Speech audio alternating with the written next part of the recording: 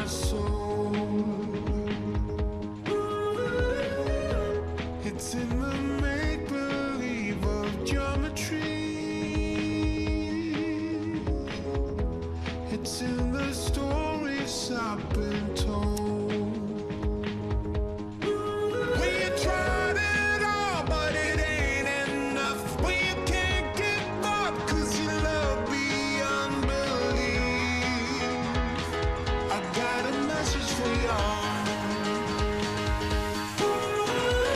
Killing with the love, strong blades above. They can't keep our hearts in jail now. Killing with the love, strong blades above. They can't keep our hearts in jail now. Can't keep, can't keep, can't keep, can't keep, can't keep, can't keep, can't keep, can't keep, can't keep our hearts in jail now.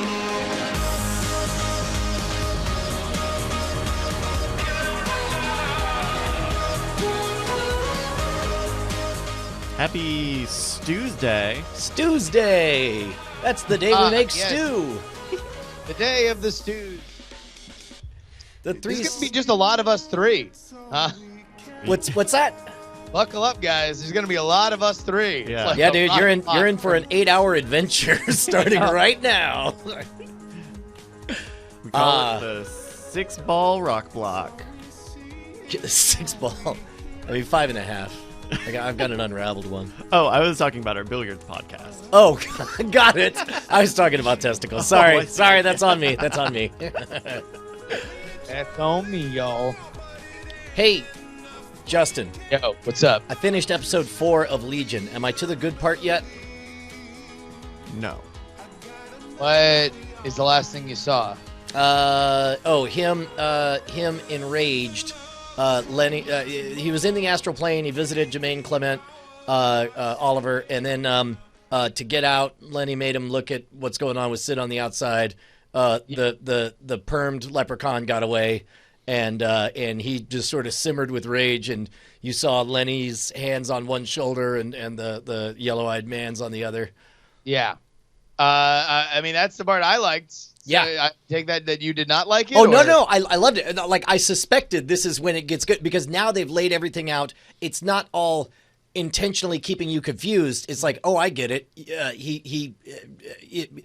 Yes, he has powers, but also is crazy. Has multiple personalities. And when they team up, when they have a common goal, watch out, world. I think that was the point in which, because the show is very intentionally like, here's some random shit. It's like it has a lot of that, like, oh well, this is just random for the sake of random elements, and they're certainly there. It's very much a part of like the visual and storytelling language of the show. But that episode was the first time where it's like everything kind of hit this place, and then once you start to see where the astral plane has rules, and like it's like, oh, okay, this is all bizarre. It is all weird.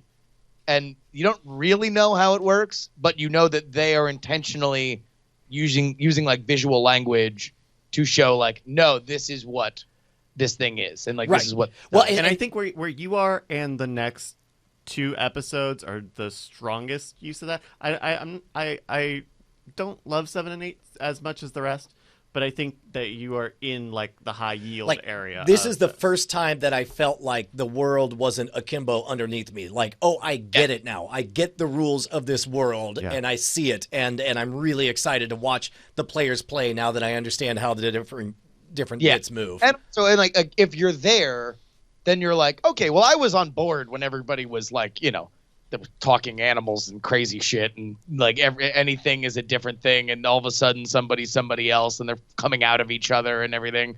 It's like, but now it's like, oh, cool. This is really just a story about psychic powers, about Right. powerful psychic mutants. I talked about this last night on Cord Killers. It was really interesting.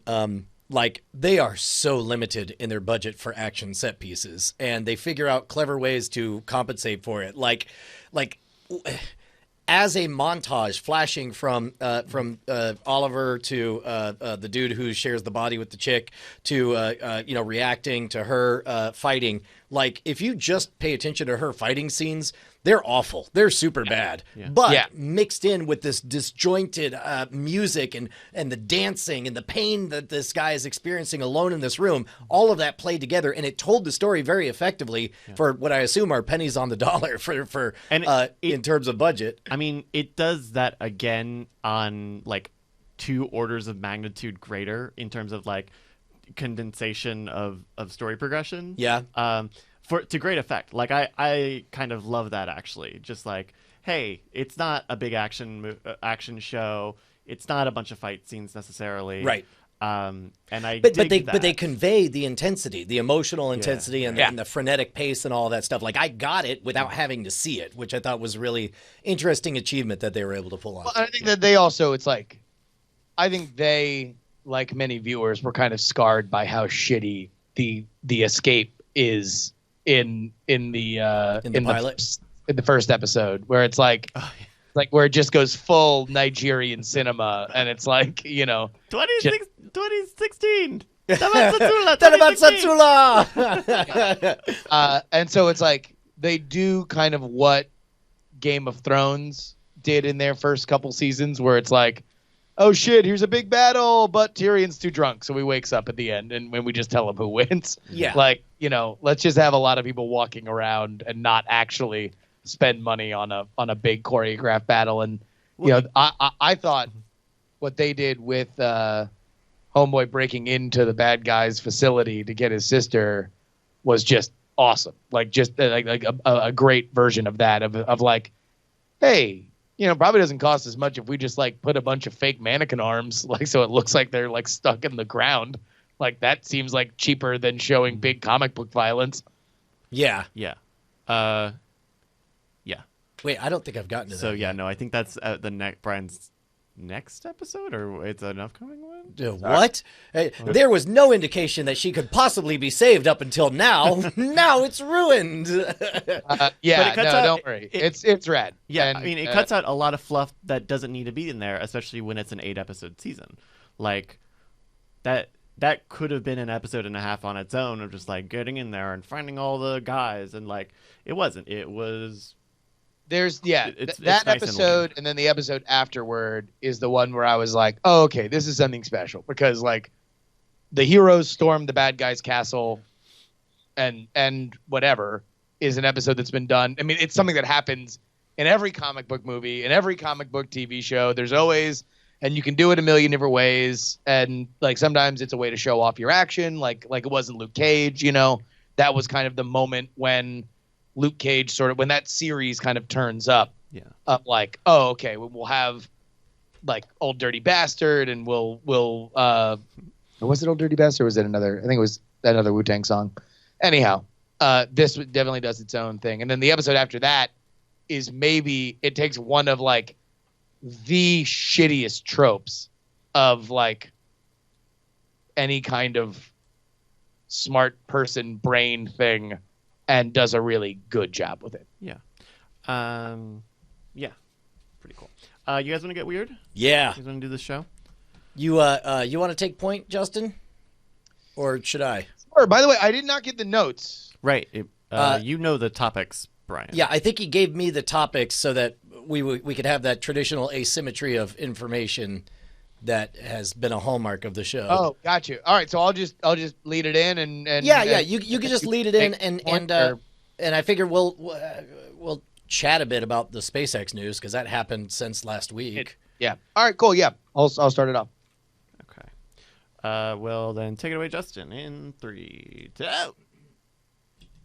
Hello and welcome to Weird Things. I'm Andrew Main, joined as always by Justin Young. Hi, Andrew, this is great. No, you want to play? Bryce, do you want to play me? Yeah. Hey, I'm Justin Robert Young. I'm beepa. And of course, Brian Brushwood. Oh man, I'm stuck with the dumb rule. Why you always got to make me the Brian? Your typecast is Brian Brushwood. Yeah, man. Boo. Yeah, this is weird. Don't worry, folks. Andrew is currently in Florida. He's on dealing with assignment Florida. in Florida. Mm-hmm. Currently I fighting. was able to escape, I got out of Florida on the same day he came in, and apparently I left quite a mess, and he is still cleaning it up. So he will be back next week, but we are going to suffer without him today. Well, and actually, it's not so much us suffer. We're going to have a great time. It's you guys that are going to have to suffer The without listening his audience, expertise. we are sorry ahead of This time. episode is what we're saying. Just go ahead and just shut it off. Skip it. Go ahead. All things considered. Go. Yeah, listen to S-Town. So Hey, this listeners. this was an astonishingly busy week. I remember I told the story of being out in L.A. and finding the dead sea lion. The adventures didn't stop there. I went to Las Vegas in time for. Oh man, this is a weird thing.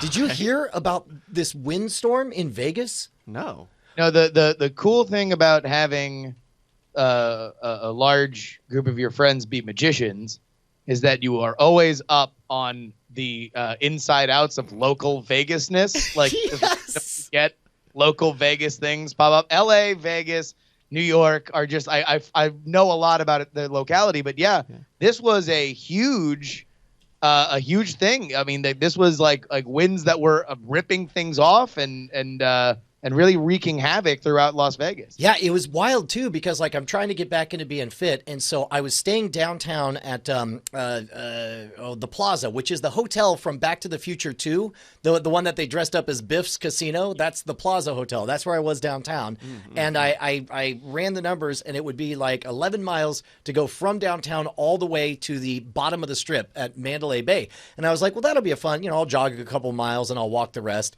and so I got started, and it was beautiful. Got a little windy, kind of walking into the wind, and it was a little rough. And then at some point, by the time I got to Mandalay Bay, like 2.5, 3 hours later, my phone is buzzing with alerts saying gusts up to 60 miles an hour, seek shelter. Gosh. Later, gusts hit 80 miles an hour.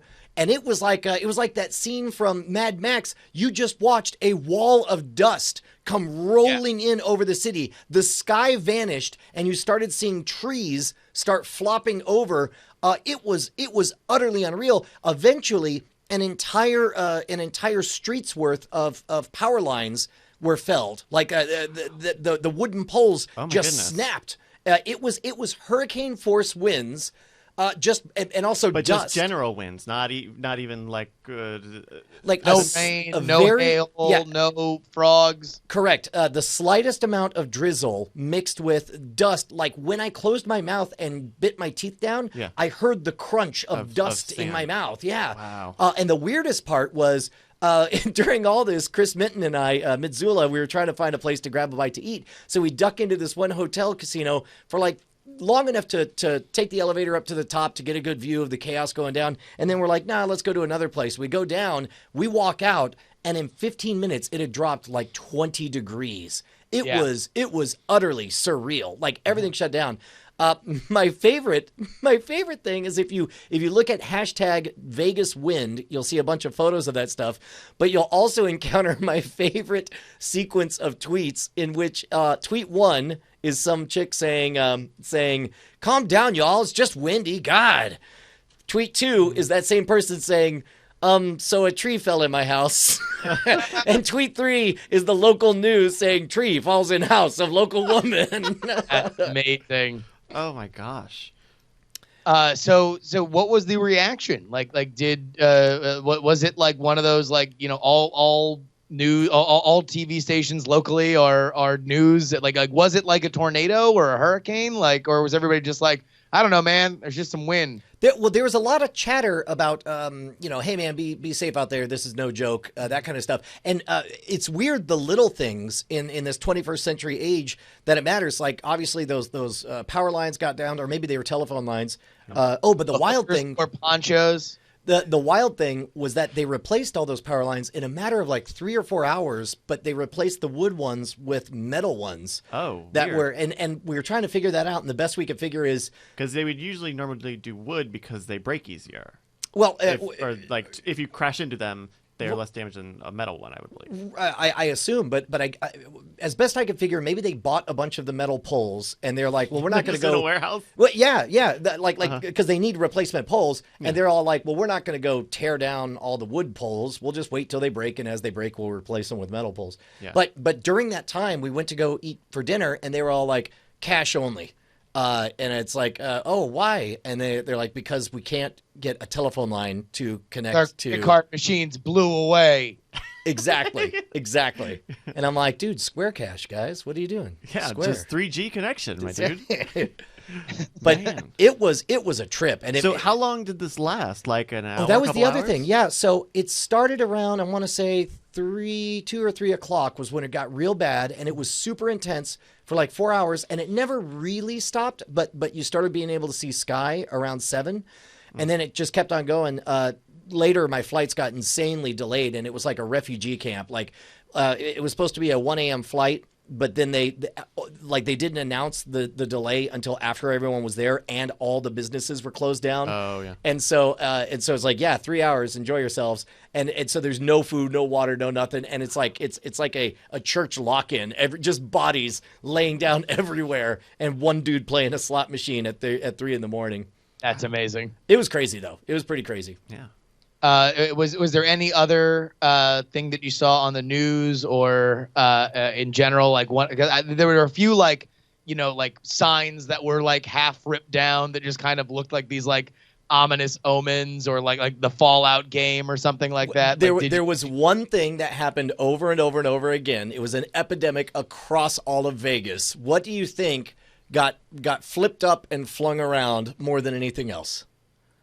Those signs. flippy boards that people flip around Yeah. when they want you to go to a cell phone store. Nope. That'd be pretty great. Fanny one packs, fanny one packs. dude holding on tight. Follow me to save me!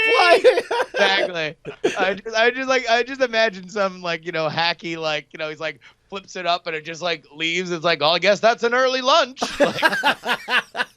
No, dude, it is trampolines. Trampolines flying everywhere because like the winds usually aren't that bad, but like just everybody has trampolines flying all the way around everywhere. Oh, geez. I guess like they are, if there is enough wind, they are just, sails, right? Like, they are there to fly free. And plus also it's the kind of thing that you would never think to lock down, but you would have to Right. have extraordinary, look at these That's what it's extraordinary like. winds. Bent around a telephone pole. Trampolines are in Vegas. Jesus. I think they're like pools. It's you get up in an airplane, you're like, wow, a lot of There's people a have lot trampolines. How Well, about they're that? probably pretty cheap, right? If you lose one, no big deal. It's pretty light. It's probably not going to cause too much damage, maybe. Yeah, dude, it was. Wait, hold on. Wait a minute. Bryce, let's say you get a house, right? Sure. You got a little space in the backyard. Let's fantasize a future where I can own a house. Yeah. And yeah, okay. And you're like, okay, well, what do I put in there? Like, is it like a little pool bar, right? Maybe an above ground pool. Let's say you don't have money to put a below ground pool. You're not digging a pool, right? Didn't come with one. Sure. You got space in the backyard. Like, at what point you're like, oh, geez, trampoline. Trampoline's the way to go. I mean, You gotta- pretty quick if you ask If me. you have kids, like kids love Well, trampolines. like, you have a house and you have kids and you do not have a trampoline. Wait, Brian. Well, okay. First of all, we have a bounce house that You have a Bonnie trampoline. Bonnie will sometimes. Oh, I guess we got a tiny A little trampoline, one, a yeah. little tiny one. But we have an inflatable. To rent a bounce house, it's like $200, or to buy a bounce house, it's like $250. Oh, really? Yeah, so we just bought a bounce house like a decade ago, and every so often, Bonnie will just decide to be the best mom ever, and she'll clear all the furniture out of the living room and just inflate this thing. inside, In the with living the room. big wind machine? Yes. and the kids go nuts. It's freaking great, and they're watching TV, bouncing on this thing. So yeah, we're covered in that department. Yeah. But like, you ever? Hold on, wait a minute, Bryce. How many things can you list that you would want in your backyard before an oversized, like, pro-style trampoline? Pro style. I would say full size. Because that's what like- those are. For everybody listening on audio, we're not Sure. talking about some little like 1980s aerobics personal trampoline. This is one of those that you and two friends can all jump up and down. This is one where you get the double bounce and one of you guys nearly goes over the barrier and breaks the neck and stuff. Yeah. Exactly. How many things would I have before? I mean, like patio furniture and maybe a barbecue, I guess. Like, those are the only things I can think of that are not like nailed Man, down. I'd be bouncing. I'd order in barbecue and I would just bounce and I'd look at the stars, lay down on a trampoline at night. You're a fraud. You are a fraud. You are the only person who has backyard space, and you do not have this. Well, I told you we got the bounce house. Plus also we had the giant potato chip, which I think counts. Like that would have been flying all around. Potato chip? Yeah, you don't remember the giant potato chip, the giant rocking yellow thing in the backyard? Yeah. You like can a see rocking it chair. on satellite imagery. Which is funny because like you guys do have pretty high winds out where you guys are. Like it can get pretty windy out there in the beginnings of Texas hill country, right? Yeah, dude. Well, and plus, like we're kind of on the side of a hill, so it's like a wind corridor, and it's better now that a lot of the trees have grown in. But like when we first moved there, it was like just a howling wind tunnel at all times. But Well, you want to know what else is howling?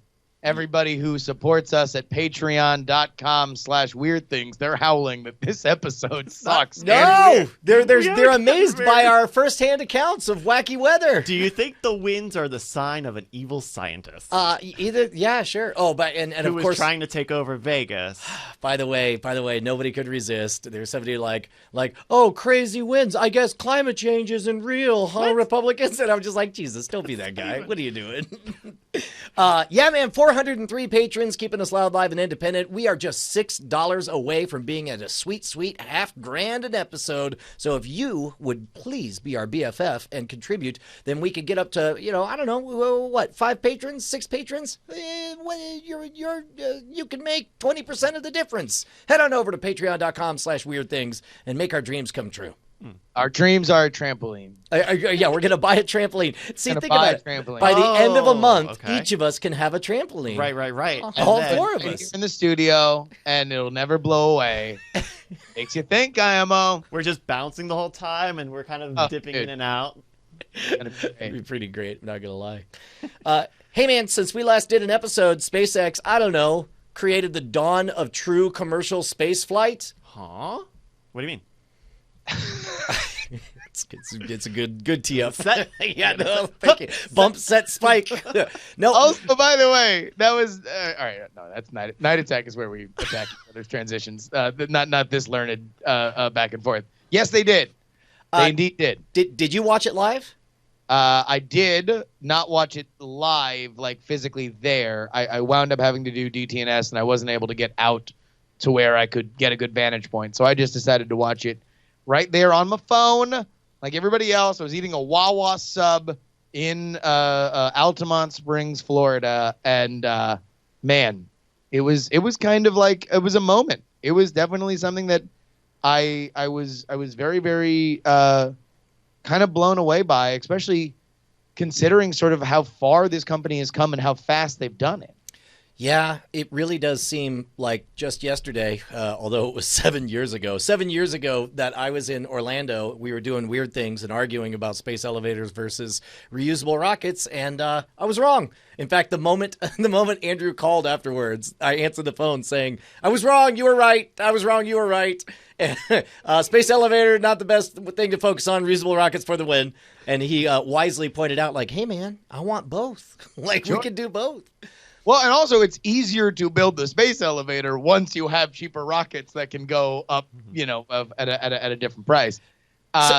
What is the all right? So here's my big hot take, sports talk radio question. Yeah. Greatest scientific achievement of our lifetime? No. Possibly the greatest engineering achievement of our lifetime. Okay. What's in the realm of big S?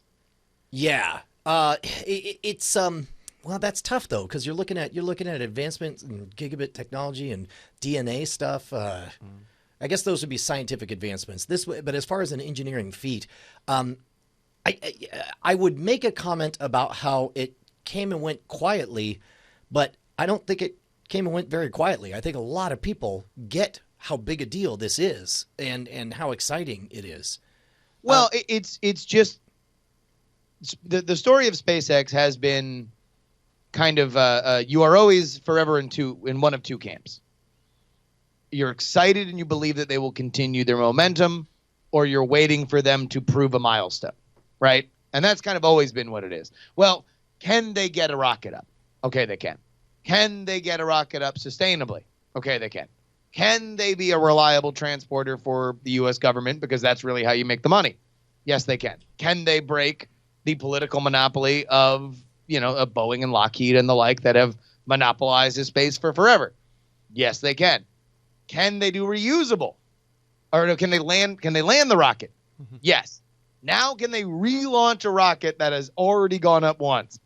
Yes. Well, So and you left now- out the middle stage because first there was can they reland the rocket, and the first success was on land, was like, can we do it on a barge out at sea? On And a the barge, answer sure. is still Well, yes. and, yeah. and even then the normalization of that, like now we know very, very surely that SpaceX can land a rocket with a pretty good percentage rate. Now it's going to be, can they launch and land reusable rockets at that same, reliability rate or not? And the answer is probably yes. Yes. Well, But- and but and that's that, something that's going to unfold over time. well, and that's the thing is, when you play certain games like we'll say Hearthstone, or I'm sure this is true for like Monopoly or whatever. Once you get a revenue generating property, Yeah. the mere fact of your previous success starts to fuel all the future successes, and you just become overbalanced in being able to provide, get so much money coming in you can't believe it. And I think that's where we're headed because. I mean, that's what do they have? They have 4 spaceships, one of which has now gone up twice. And of course, these are just the first stage of the rocket. But now, like, theoretically, they could just keep on being in service while they continue to make more and more rockets. And this thing just goes in a constant conveyor belt here. Now, my biggest disappointment that Andrew is not here is because I have a bunch of questions, and so without Andrew here, maybe I'll ask them, and we'll see how how fast Bryce can find the answer. Sure. Oh, I could guess too. Yeah, or you can just make it up. That's fine.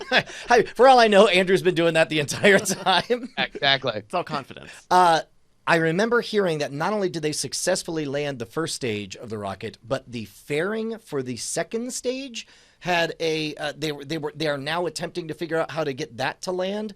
Yeah, that was the tweet afterward, because like any good wrestling promoter, Elon Musk always promotes the next fight after one successful.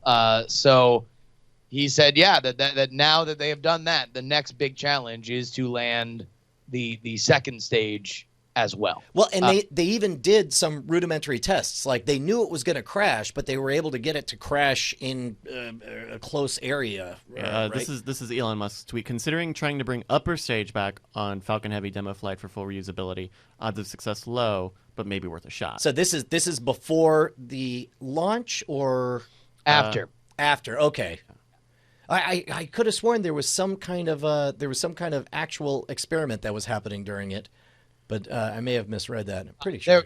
There was. It was the relaunching of a previously used rocket for the first time. No, but there was like a lesser experiment that was some going on at the secret same time. dark a science more is just rudimentary experiment.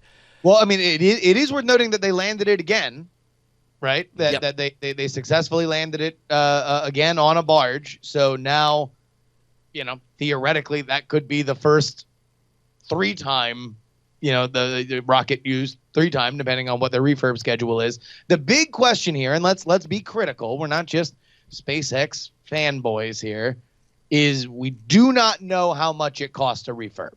And the whole point of this is that you are rapidly taking down the price per launch.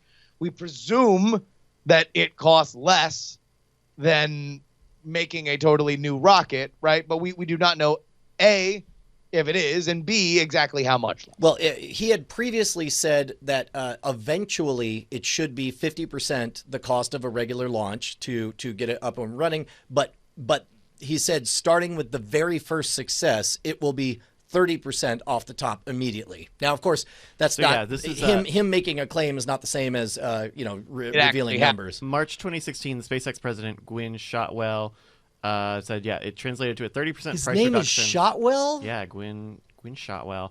Well, yeah, no, the CEO. A 30% president. 30% price reduction to customers would drop Falcon's advertised $42.8 million to $42.8 million from then's $61.2 million. It's pretty huge. But those were projections, and also there And is something to be said for them possibly overspending to make sure that this was a success, because a demonstrable, a feat like this is something that is obviously, you can't put a price on it, right? Yeah. Like you would prefer that happen, even if it means spending maybe more than you would going forward when this becomes a regular thing.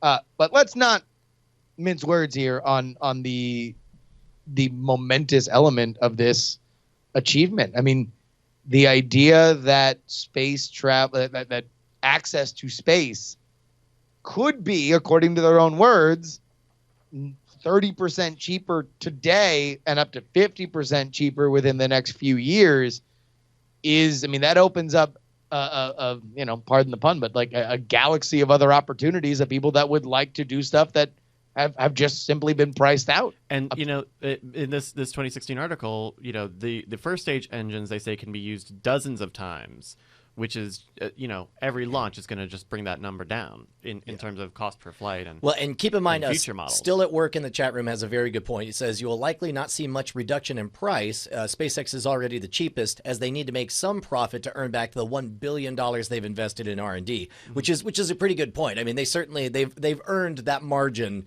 If their margins just got a lot bigger. Yes,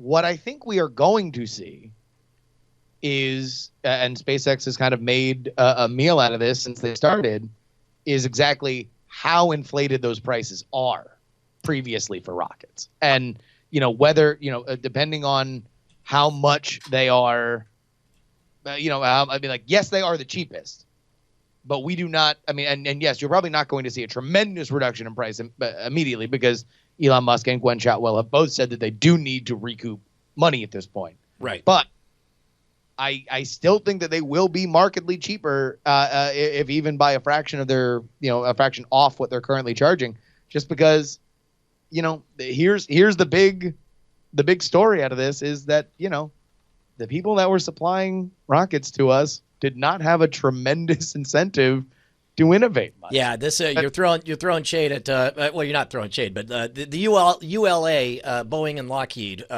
were the de facto monopoly on sending stuff to orbit. And I'm just going to go out on a limb, and I have no basis for this. I'm going to bet that while they did fine work that was reliable, I'm going to bet a little bit pricey. They are literally the military industrial complex as described by Eisenhower, right? Like, correct. that there's a whole business based on the idea that you are that you are making these things, and you want to make these things, and you want to charge this money because that's the business. You are a government contractor, and that's what you do. There's not a whole lot of incentive. If somebody walks in and says, "Hey, I got a way to make this thing cheaper," internally they'll be like, "Yes, more profit," but they're not going to be like, "And we'll pass on the savings to America." Like, it's just not a thing that's said. Right. Okay. In all of our discussions about going to space and doing this and all this other stuff, space tourism and all that, it's always been in the realm of fantasy. Looking at this, 20 years from now, I'll be barely 60, and a lot can change in 20 years. Mm-hmm. In 20 years, they could have hundreds of these at dozens of launch pads going off constantly. How cheap do you think we're looking at a tourist flight in space? Let's say a decent, like a full day experience. Go up, like the moon thing that like the guys going to the moon and back. around How the cheap moon. do you think this is going to be in 20 years? So we're talking about tourism, not like cargo or anything. Correct. Yeah. Like I just want to go. Like ever since I was a kid, wanted to be an astronaut, wanted to go to space. And Well, I guess the easiest way- you could get the 5-minute novelty free fall from Virgin, right? Mm-hmm. Or the suborbital flight from Blue Origin. But like, let's say I want to spend I want to take a lap around the planet. How cheap do you think it's going to get? Well, so let's start. what are the projected prices for Blue Origin? I guess would be So- the first. you know what? We should look at commercial flight over Yeah, time. so we've got the CS-10 Starliner would be about $58 million per seat right now. That's a NASA estimate. We've also got Space Adventures, a travel agency that arranges space journeys, is more than double the cost of the trip to the ISS. That's $175 million per seat. So right now we are in the double-digit million. The latest 5 seats NASA bought in bulk were $74.7 million per seat. Yeah, I And got those are to the ISS, not necessarily to the moon and or back. correct, or just staying in your capsule, right? Right. Yeah. But in 20 years, 20 years, like let's say all they do is start just they have 5 flights a year, which they're going to have more than 5 flights a year. But let's say they make 5 rockets a year. 20 years from now, they've flown and reclaimed. They have a fleet of what's 5 times of 100 rockets that could be running like every other day. There could be a flight going up at that point. I mean, I feel Blue like Knot says 20 years. I'd hope 2,500. I mean, but to put so 20 years ago. Well, like 1997. like now, okay, well, think about like a ride on the Vomit Comet, right? The parabolic flight. You can experience weightlessness for about $5,000 a person. That was simply not possible when I was a kid. And the mere fact that they used the parabolic flight in order to get those weightless scenes in Apollo 13 was like extraordinary that they were even able to accomplish that. I feel like 1 million. You think it down to 1 million? I think it plateaus at about 1 million. Yeah. Right. I feel like between the Well- safety regimen you have to go through, and So as Andrew pointed out, fuel cost alone, the actual fuel, like let's assume everything's reusable forever. Sure. He said that the fuel cost to get to orbit is about $200,000, $250,000, which is roughly what it costs to fly a 777 around the Earth, right? So call it $250,000 split. I guess we'd call it $500,000. If fuel alone is $250,000, but then again, energy might be cheaper by then. Sure. Let's be optimistic. Let's say it's $250,000 and there's 5 seats. I guess yeah, $50,000 per seat. Like that's not insane. really, that seems very. Well, and cheap. really, I mean, here's the other big thing that we're kind of seeing is exactly how stagnant this technology was for basically our entire lives. You know, for everybody that was born past the space race, we've kind of just, you know, I mean, what one might say that we stopped dreaming. You know, there's just there has not been this level of rapid iteration, and you just kind of wonder, okay, well, what's the new normal? You know, is what we've experienced over the past 5 years the new normal? Is it faster? Is it slower? Right now, we don't know. I mean, all indications certainly point to the fact that now, once we establish this and it is cheaper, that certainly more stuff will go up there, right? I mean, Elon Musk has a very aggressive timeline when it comes to going to Mars and going to the moon and stuff like that and flying people around the moon. There's already tickets booked for it. So, you know, we will see. But that is, to me, the grand question. And that's really what your hypothetical is kind of begging at, is what is your bet? You know, is your bet super aggressive and super fast, and that means that rapid iteration and continued expansion, now that we have kind of a standardized way that somebody has done it, leads to a tremendous race to put as many things into space with as many different players as possible? Or is it, you know, there's SpaceX and maybe a few other players, and eventually Boeing and Lockheed are going to, you know, rejigger what they're doing and eventually become more you know, competitive players on this technology, and we'll get it, but it won't be, you know, what we've seen in the last 7 years, where all of a sudden we go from this is impossible to it, LOL, it just happened. Well, and I guess that's the remarkable moment that I'm having right now is that this discussion has always been academic and theoretical and a piece of science fiction, and it's fun to know that somebody somewhere is able to buy a ticket, but that's not going to be me. I'm never going to be that rich. But now seeing this happen and knowing how fast things iterate and how quickly, you know, we're on track to be swimming in energy, and it just makes me, for the first time ever, like, I don't know, maybe in my lifetime, maybe I won't be too old. You know, maybe I'm 57 years old and it's finally cheap enough and we've socked away enough that I could do that. I mean, that's extraordinary. Well, and also, I mean, like, also factor in what life expectancy is and how, you know, how much longer people will in generally be living. You know, that's something that has continued to climb at a pretty steady rate. And who knows, you know, there certainly are a lot of people that are smarter than us that are, you know, banking on radical advancements when it comes to health and aging. So who knows? You know, 50 will be the new 30. Speaking of which, there was another story. I guess we'll have to look up the details. I'm going to tell you the half-baked version I remember. Okay. I believe it was in Japan, but for the first time, a donor, there was a recipient of donor pluripotent stem cells. So they're injected into her eyes, I think, to repair retinas or something.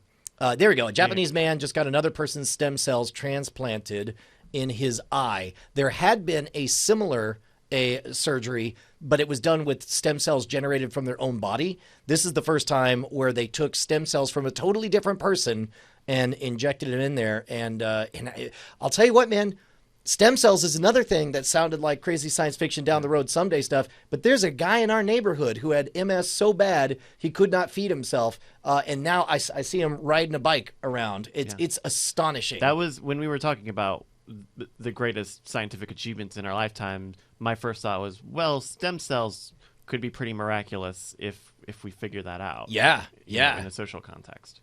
Absolutely. Also, like, you know, listen, all this scholarly book learning is going to be really, really, really awesome when, like, you know, the Earth explodes or gets hit by, you know, some sort of rogue space debris. Like, you know, that's why this to me ranks above anything else, because it benefits.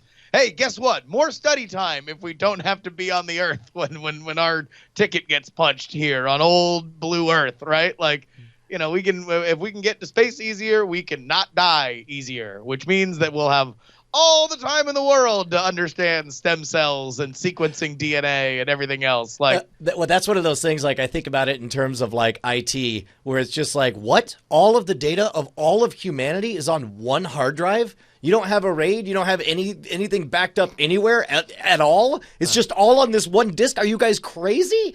And so, you know, I love the idea of like, let's get out of this petri dish so that we have a redundant array of independent planets, or a RAPE, as I call it. Oh, Christ. No? Oh, sorry. Not the best name. no. Andrew's involuntarily shaking his head. He's in a swamp somewhere going, oh, I'm not happy with something that just happened. I do also love the idea that, like, you know, that humanity is effectively constantly in a situation where it's trying to take a photo and just deleting other photos so it can make space for it. Yeah. Your planet is almost full of storage. Storage now. Please delete photos.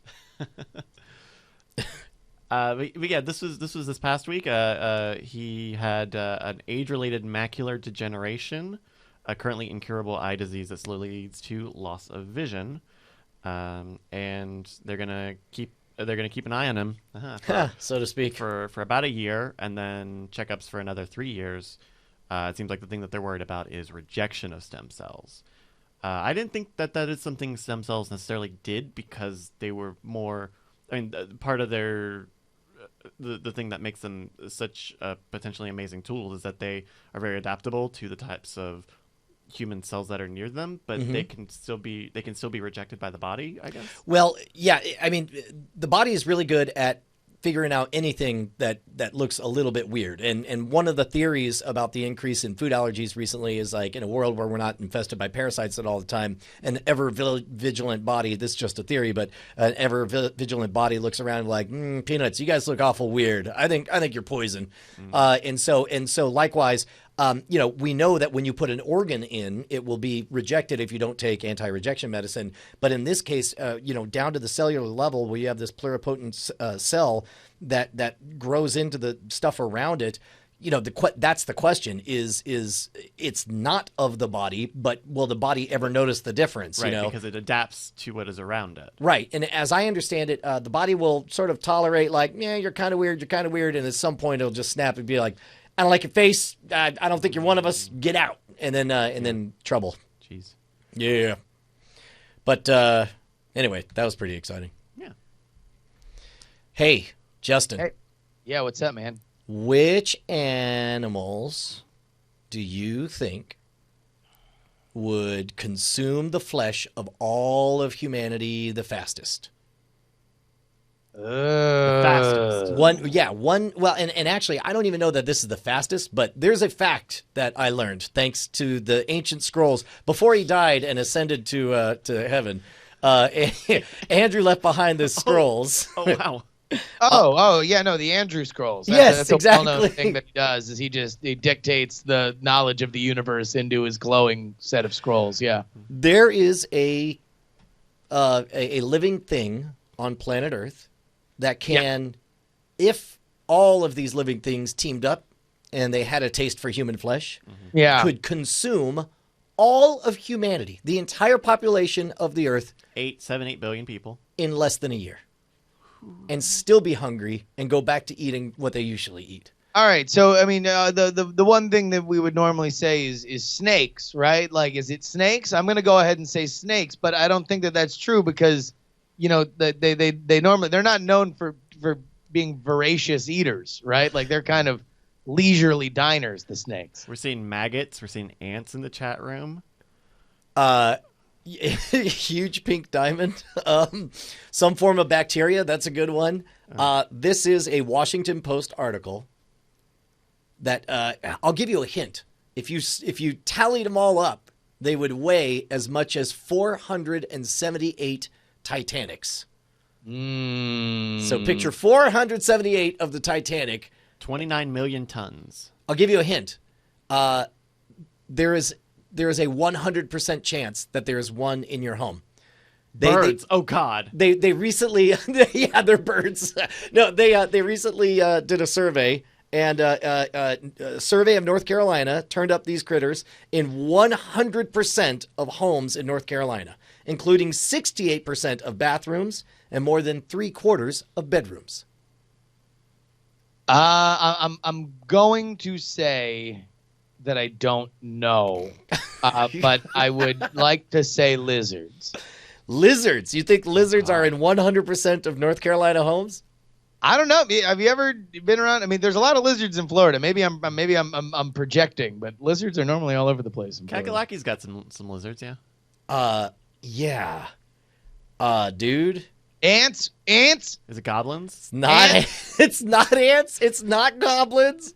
A Bug's Life? Dogs or cats? Nope. It is spiders. Ugh. There are 429 million tons of spiders worldwide, and they eat 10% of their body weight. So that's the equivalent every single day. So that's the entire weight of humanity is under 300 million tons. Yeah. And so they can wolf down. By the way, thank you, Washington Post, for all these fantastic, horrifying gifts. Oh, God. Oh, jeez. There they go. Oh, no. I can This one's pretty good, too. No. Oh, God. They're like, oh. Spiders.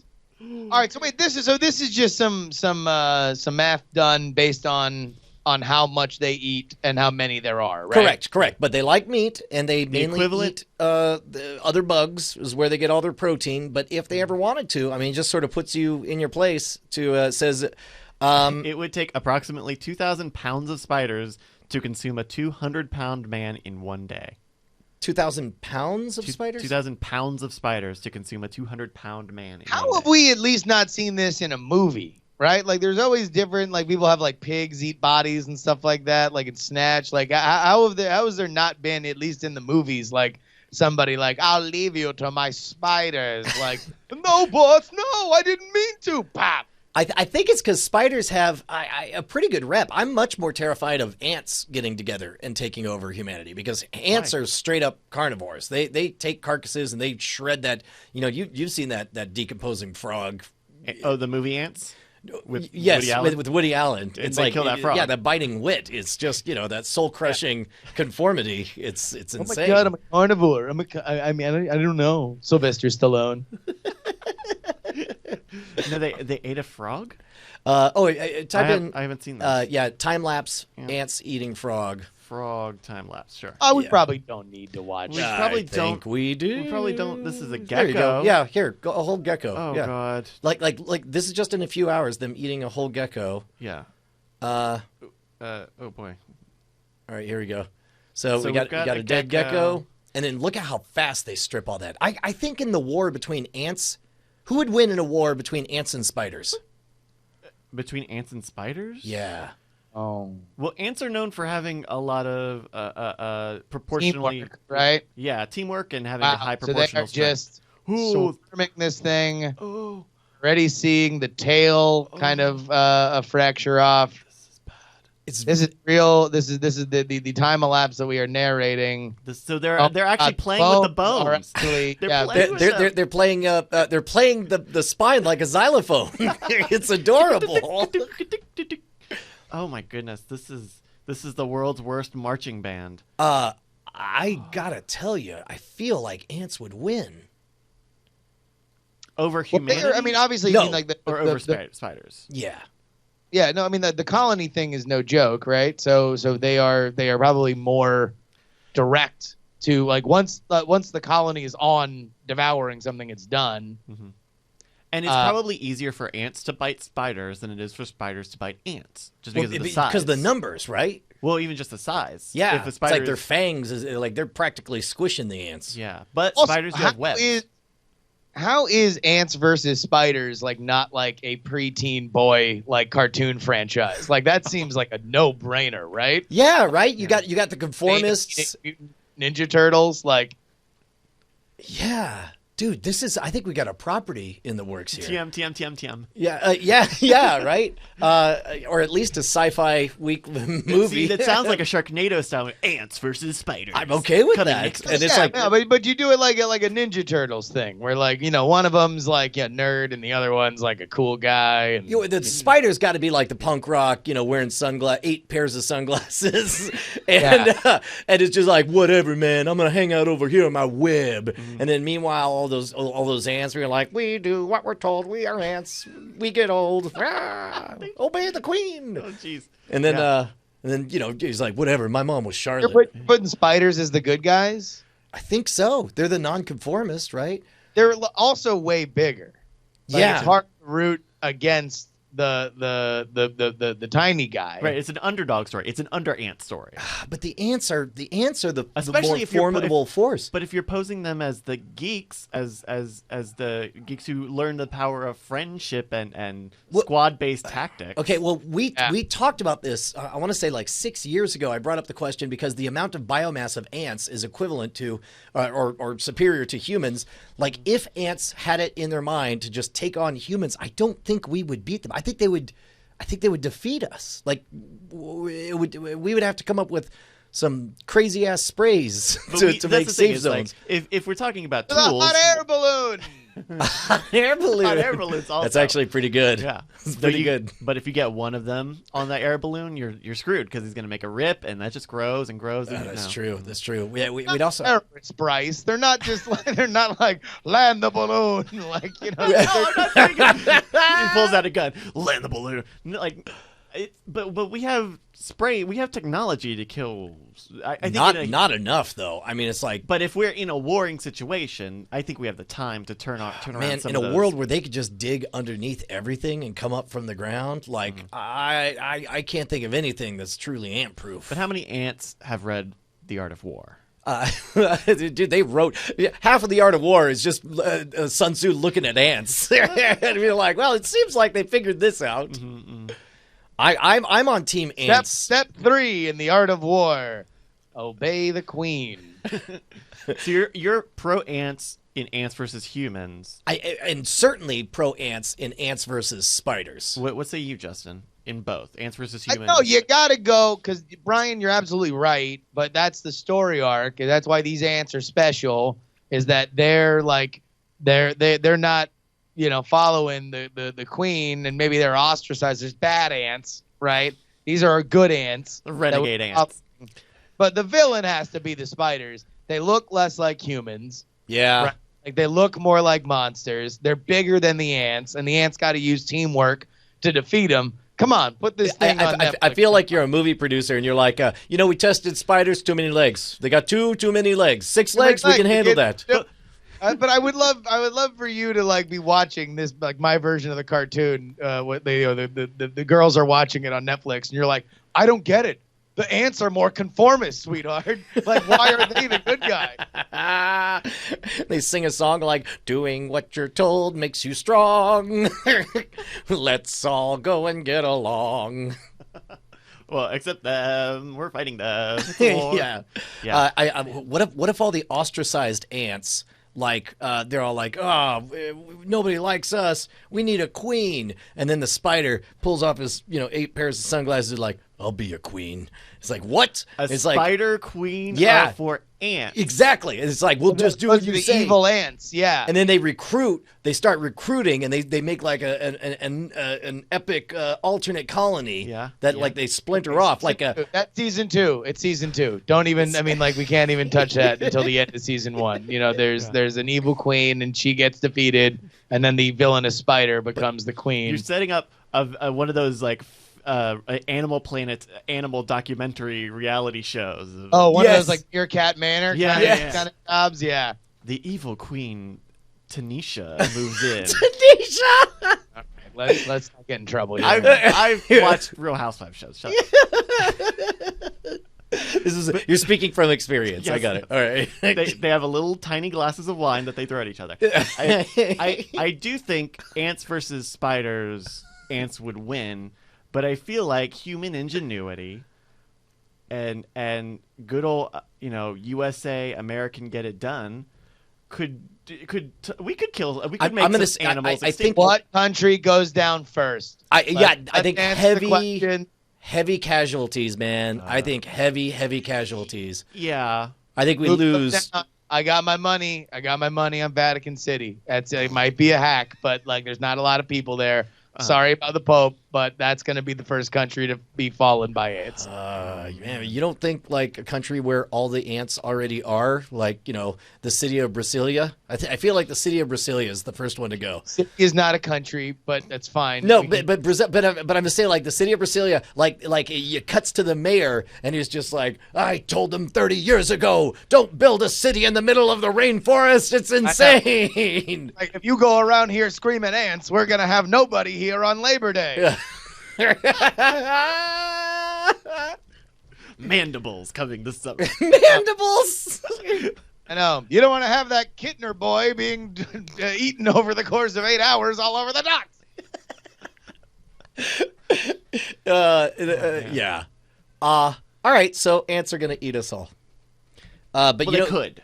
Who could? Yeah. Well, I mean, listen. I don't know. Maybe we should get this guy who wrote this blog piece and really put it to him. Like, if spiders can do it at this point, how much faster could ants do it? Should we reach out to this person? There's a couple of people on who published this arthropods of the great indoors : characterizing diversity inside urban and suburban homes. Wait, is this where this little factoid came from Yes, on the sir. Washington Post? Yes, sir. Yeah. We can hit up Matthew. Sure. Listen, I think we should reach out to him, and I'm sure they're going to be very excited for us, to just in Comic Sans be like, okay, but could ants do it faster? I'll be sure to use that font. Yeah. All right, we got a couple other stories here. I don't know. I think we're about to have to roll up on picks.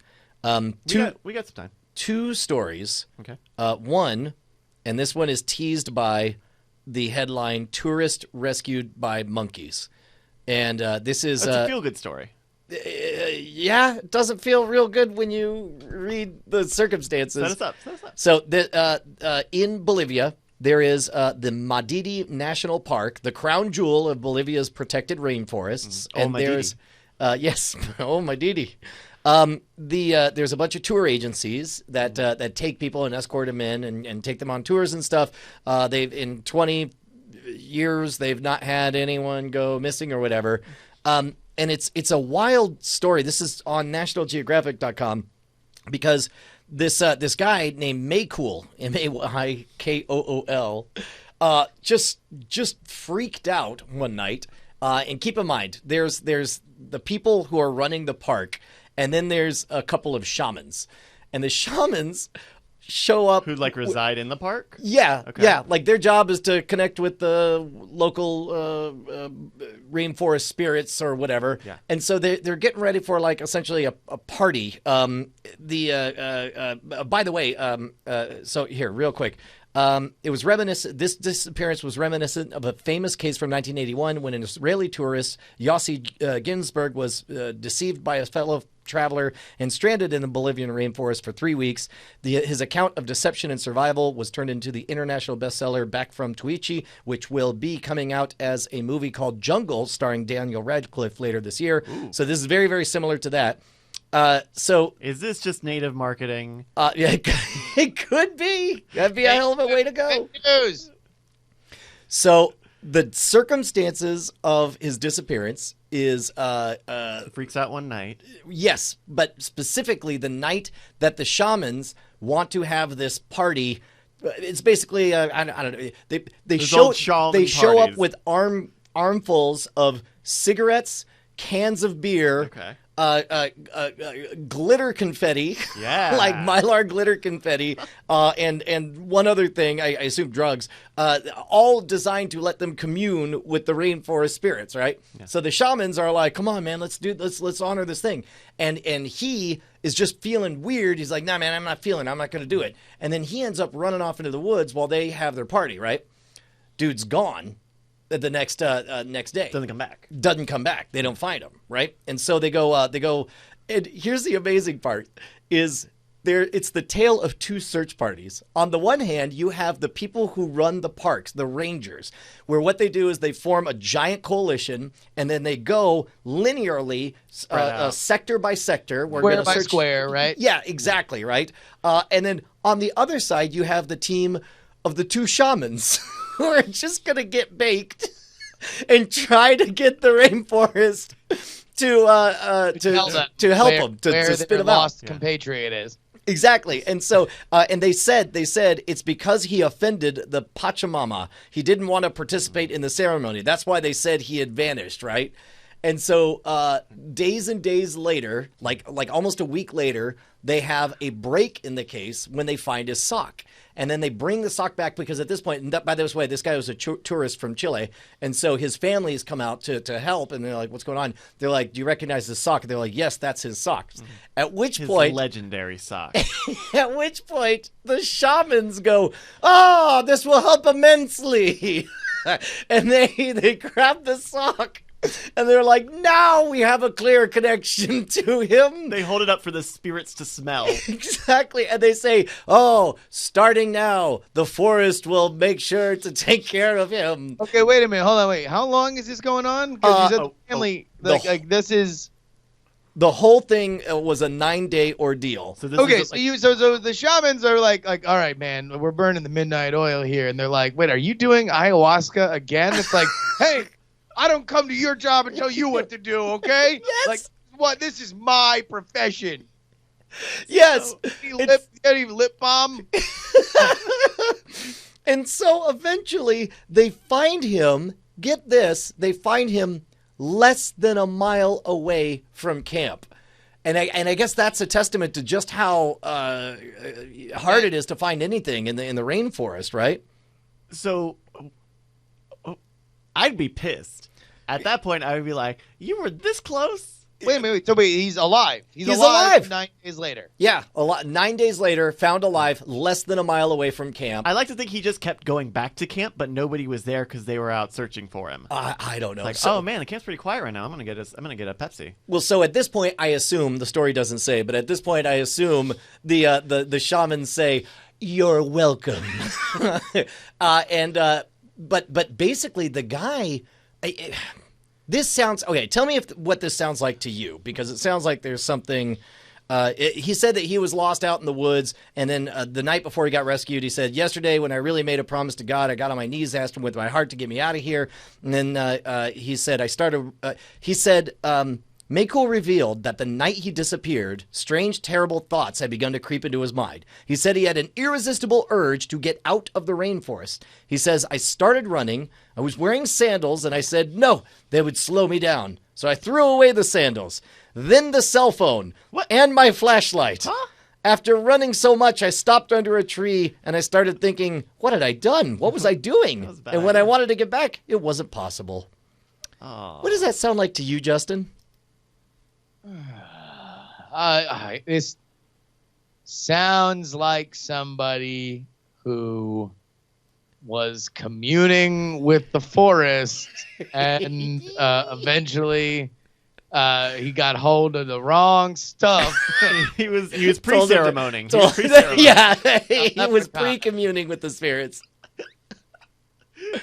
So wait, wasn't this a monkey story? Doesn't he Where are the befriends a monkeys? monkey or something? Or Yeah, the monkey tie-in is he says that he was kept alive because once he was out there, he would just follow a group of monkeys that would, they would grab fruit and they would eat some and they'd throw the rest down, and so he just followed them everywhere, and they were apparently chill. And at some point, he realized, like, this is not sustainable. I've got to make it home. But he spent like a good week just following the monkeys and eating their leftovers.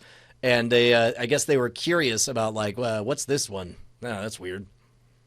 let me just say this.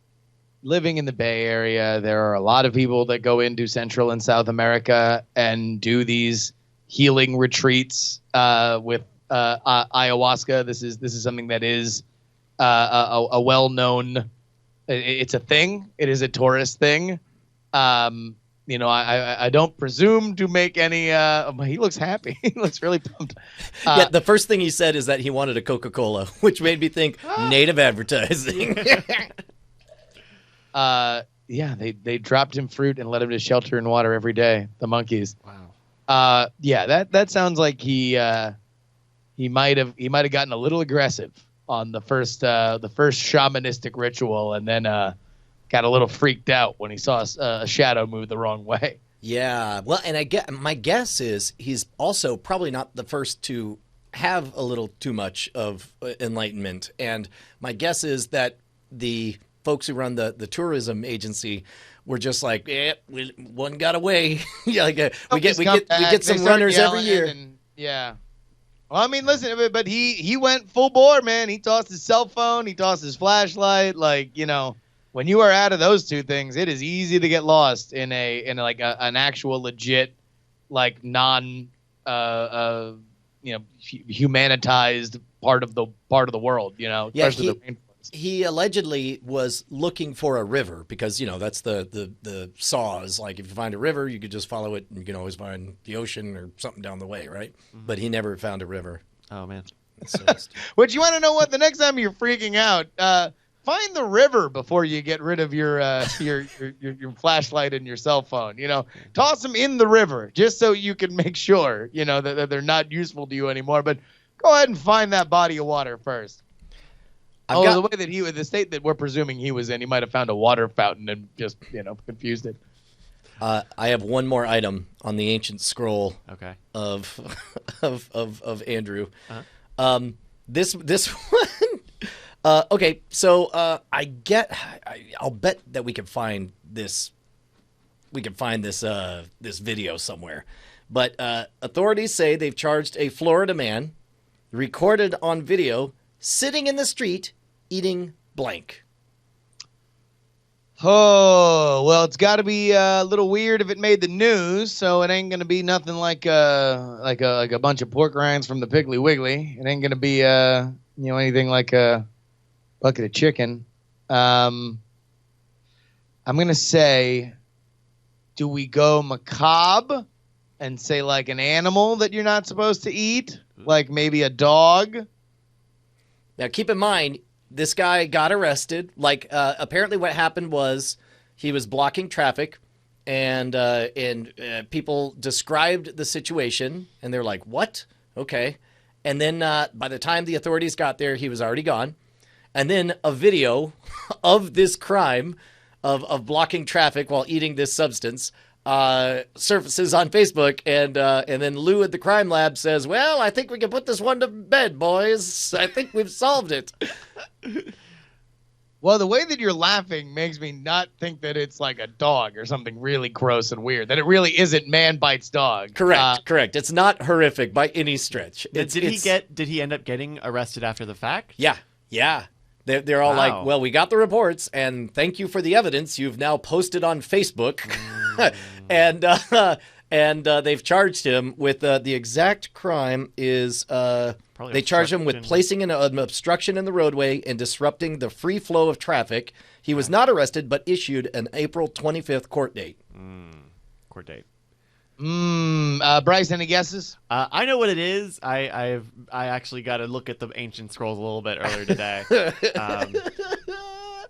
Lay it on me. All right, here, let's just play the video, and Justin, you can narrate for the audio-minded. Here we go. Well, there's just a person. He's literally sitting at a table in the center. I mean, the table's what sells it, and it looks like a plate, right? Yep. Is it cereal? He's eating pancakes with syrup. He's just literally sitting there. A guy, he's wearing his green pants. Now the man who's taking the video is making his way a little bit closer, but he is in the center lane of a throughway in Florida. So the right and left lane can pass, but the center lane can't because he has set up a little TV dinner hut. Yeah, that's what's so to great. eat pancakes. It's a TV dinner tray and a seat, and he's got the pancakes and a bottle of syrup. Yeah, that's sufficiently absurdist for my taste. He does have eggs and There bacon. he goes. Yeah, he's putting the Mrs. Butterworth right on there. I mean, I almost think that's Native advertising for Mrs. Mrs. Butterworth. yeah. The syrup's so good, you'll sit in the street. Wow. I mean, I almost wonder if that's like like some sort of viral like prank, like, you know, like when you're stuck in traffic, but pancakes are life, you know, and you put that one up on IG and watch the likes rack up. I mean, I'm betting that his whole channel is just him doing absurdist stuff and putting it up, and in this case, it was also illegal. Yeah. Sure, yeah, but I mean something silly. You know, like you can still get a job at the Taco Bell with that on your record. You know, have you ever been arrested? Yes, for what? Eating a pancake in the center of the street for my Instagram. Like, you know, it's like, all right, yeah, it's fine. Come on, you can chalupas. So this was posted on Facebook. This was posted by someone who was not the man in the street, and their Facebook description of the video goes to a GoFundMe link to a local community recreation project. Wait, so this is a This jacked is video? viral marketing for a community project GoFundMe. So It might be, or he might just put that. It might just be the signature. yeah, of it all sounds of like he his posts. freebooted it and just put it up there. Yeah. Yeah. In which case, I don't want to give him no info. Screw your So community. this guy, I mean, I guess he's the hero, right? The hero of all this. Yeah, Going down for what he believes in. pancakes, delicious pancakes. Not the people, Brian. Oh, God. He's a man of the people. And pancakes. Hey, man, Justin, you got any picks? Sure. I think I've already shouted this movie out, but I want to shout it out again because I watched it again on the flight to Florida. Sing Street. Either you see this movie, Sing Street. I started watching it on an airplane, and I could tell it was good, but it wasn't. At the moment, it wasn't something I wanted to watch, and I never got around back to it. But it's a nice movie. Yeah, apparently, yeah. I guess it's exclusively shown on airplanes because that's how I've watched it twice, and now you started to watch it. It's a 1980s story of some kid, a protagonist, and his friends in high school. He gets transferred to a new high school at a time when Ireland is going through a severe economic crunch. But it kind of struck me, especially in comparison to La La Land and Moonlight, both of which that I really, really liked, but I thought were kind of it was odd that it became this like big debate, like they're both perfect movies, and I think they're both kind of very far from perfect. But this movie, I think it tells a better coming of age story, although not as rare of one as Moonlight. And I think it's a little bit more complete than Moonlight. And it tells a better follow your dream story than La La Land, which is not to say that everything has to be A, B, but it does share DNA with both those films. And I will say this in its comparison to La La Land, a lot of people who enjoyed La La Land kind of thought that it really is only like 3 songs that they sing, and by the end of it, they just kind of reprise, all 3 of them. This movie, by the end of it, here's spoiler, it ends with them playing a concert at their school, like, you would imagine a story about a bunch of kids who make a band in high school does. But like the original songs that they do are like awesome. They're like really, really, really good, and it's an awesome story of kind of following your dreams, and also a lot of the stuff that if you have done creative stuff, you kind of empathize with, where he's trying to put this band together with his high school friends, and it's a lot of him kind of BSing what his older brother tells him about music. Like, he doesn't know anything about music. He's learning, and he's a kid in high school, and it's every time he hears a new band or his brother turns him on to a new band, the next scene, he's dressing like the lead singer, and he wants to make his band sound like the band that he heard yesterday. And that's something that for anybody who's been in any kind of creative endeavor, especially in your adolescence, it's a very empathetic thing, that the first thing you learn how to do is getting taste enough to steal from the right people, and then eventually you start to come up with your own stuff, hopefully. But exceptional film. I highly recommend it. Sing Street. Dude, I just invested 6 hours not watching the rest of Legion, much to your chagrin. But because I'm still on episode 4, Legion is still great. But I just wrapped up today the end of the 6-hour miniseries documentary on Hulu, Made in America, O.J. Simpson. It's amazing. It's really good. O.J. Made in America is what it's called. It's 8 hours long. Holy cow. 7 hours, 47 minutes. Broken into 3 videos. It is, it's amazing because it does a wonderful job of setting up not only the origin story of O.J. Simpson, but also the context of what racial tensions were like and why in the arena in which that trial took place. So the first 2 or 3 hours is about the rise of O.J. Simpson, about him, not wanting to engage in the Black Power movement or the race transformations that were happening, and instead just happy to be the black person the rich black person that white people liked, And then meanwhile, you get the story of various riots throughout L.A. and the reputation that the LAPD was getting, and the frustrations of that community. And then the second episode begins with the murders, and whoo boy, it's real hard to not just think he's guilty as hell watching it, looking at the evidence. Well, here's what's amazing about that documentary, which, by the way, won the Oscar for best documentary. Oh, it did win. Oh, that's wonderful. I'm so happy to hear that. Although, by the way, that means that they screened that movie theatrically. People went to go see a movie and sat down for 6 hours. Man, 8 hours. 8 hours. 7 hours. I think the theatrical cut was a little shorter. Oh, okay. But this is an extended version because also that was like a 6-night event on ESPN and ABC. So what you're seeing is a re-edited version of that where it's now just 3 massive videos as opposed to 6. Here's what's amazing about it. They break news. They've got somebody that claims firsthand to say that I was having a conversation with O.J. Simpson and he told me he did it. Yeah. That's something that nobody has said on camera before. It's something that nobody has said, on other platforms before, and that's really the promise of that documentary, is that you will learn something about the O.J. Simpson trial and O.J. and L.A. that you did not know before, or OJ's life after. Well, that to me was the most interesting chapter. The last everything in the last thing is all post acquittal. And that is fascinating, both from, the civil trial, which was not televised, so you get to hear a lot more interesting stuff that went down in there. And when they, the whole thing opens with OJ at, I assume, like a parole hearing or something. And that is a broken, defeated old man talking about how he cleans up garbage and coaches a team in the prison. And one of the things... when you see, you get to listen to the recording of the crime that he committed, the armed robbery / kidnapping thing when he was trying to get back his property or whatever. And you hear it and see it, and it's like, hey man, yeah, it's messed up. I thought I was having a confrontation with my friends to get back property that they owed me.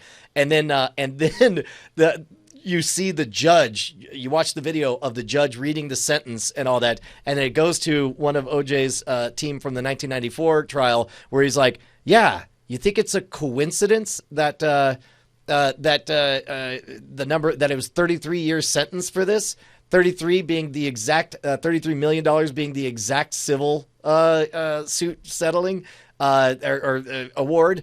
You think it's coincidence that like this on a dripping wet, this is maybe a 2-year penalty. And he talks about the idea that whenever their football team would lose in high school, they said, well, we'll win it in the fifth quarter because there's only 4 quarters in there, but in the fifth quarter was the fights afterwards. The parking lot. Yeah, exactly. And so essentially he was just like, yeah, man, they won it in the fifth quarter. Like, this was not the crime, this was not the situation, but there is no doubt that it was straight There's up. also a lot of insinuation that in his time in Miami that he was involved in things that probably could have gotten him caught up in stuff, that there was he had a reputation in Miami of being involved with some pretty heinous people and kind of being this almost like dark crime figure.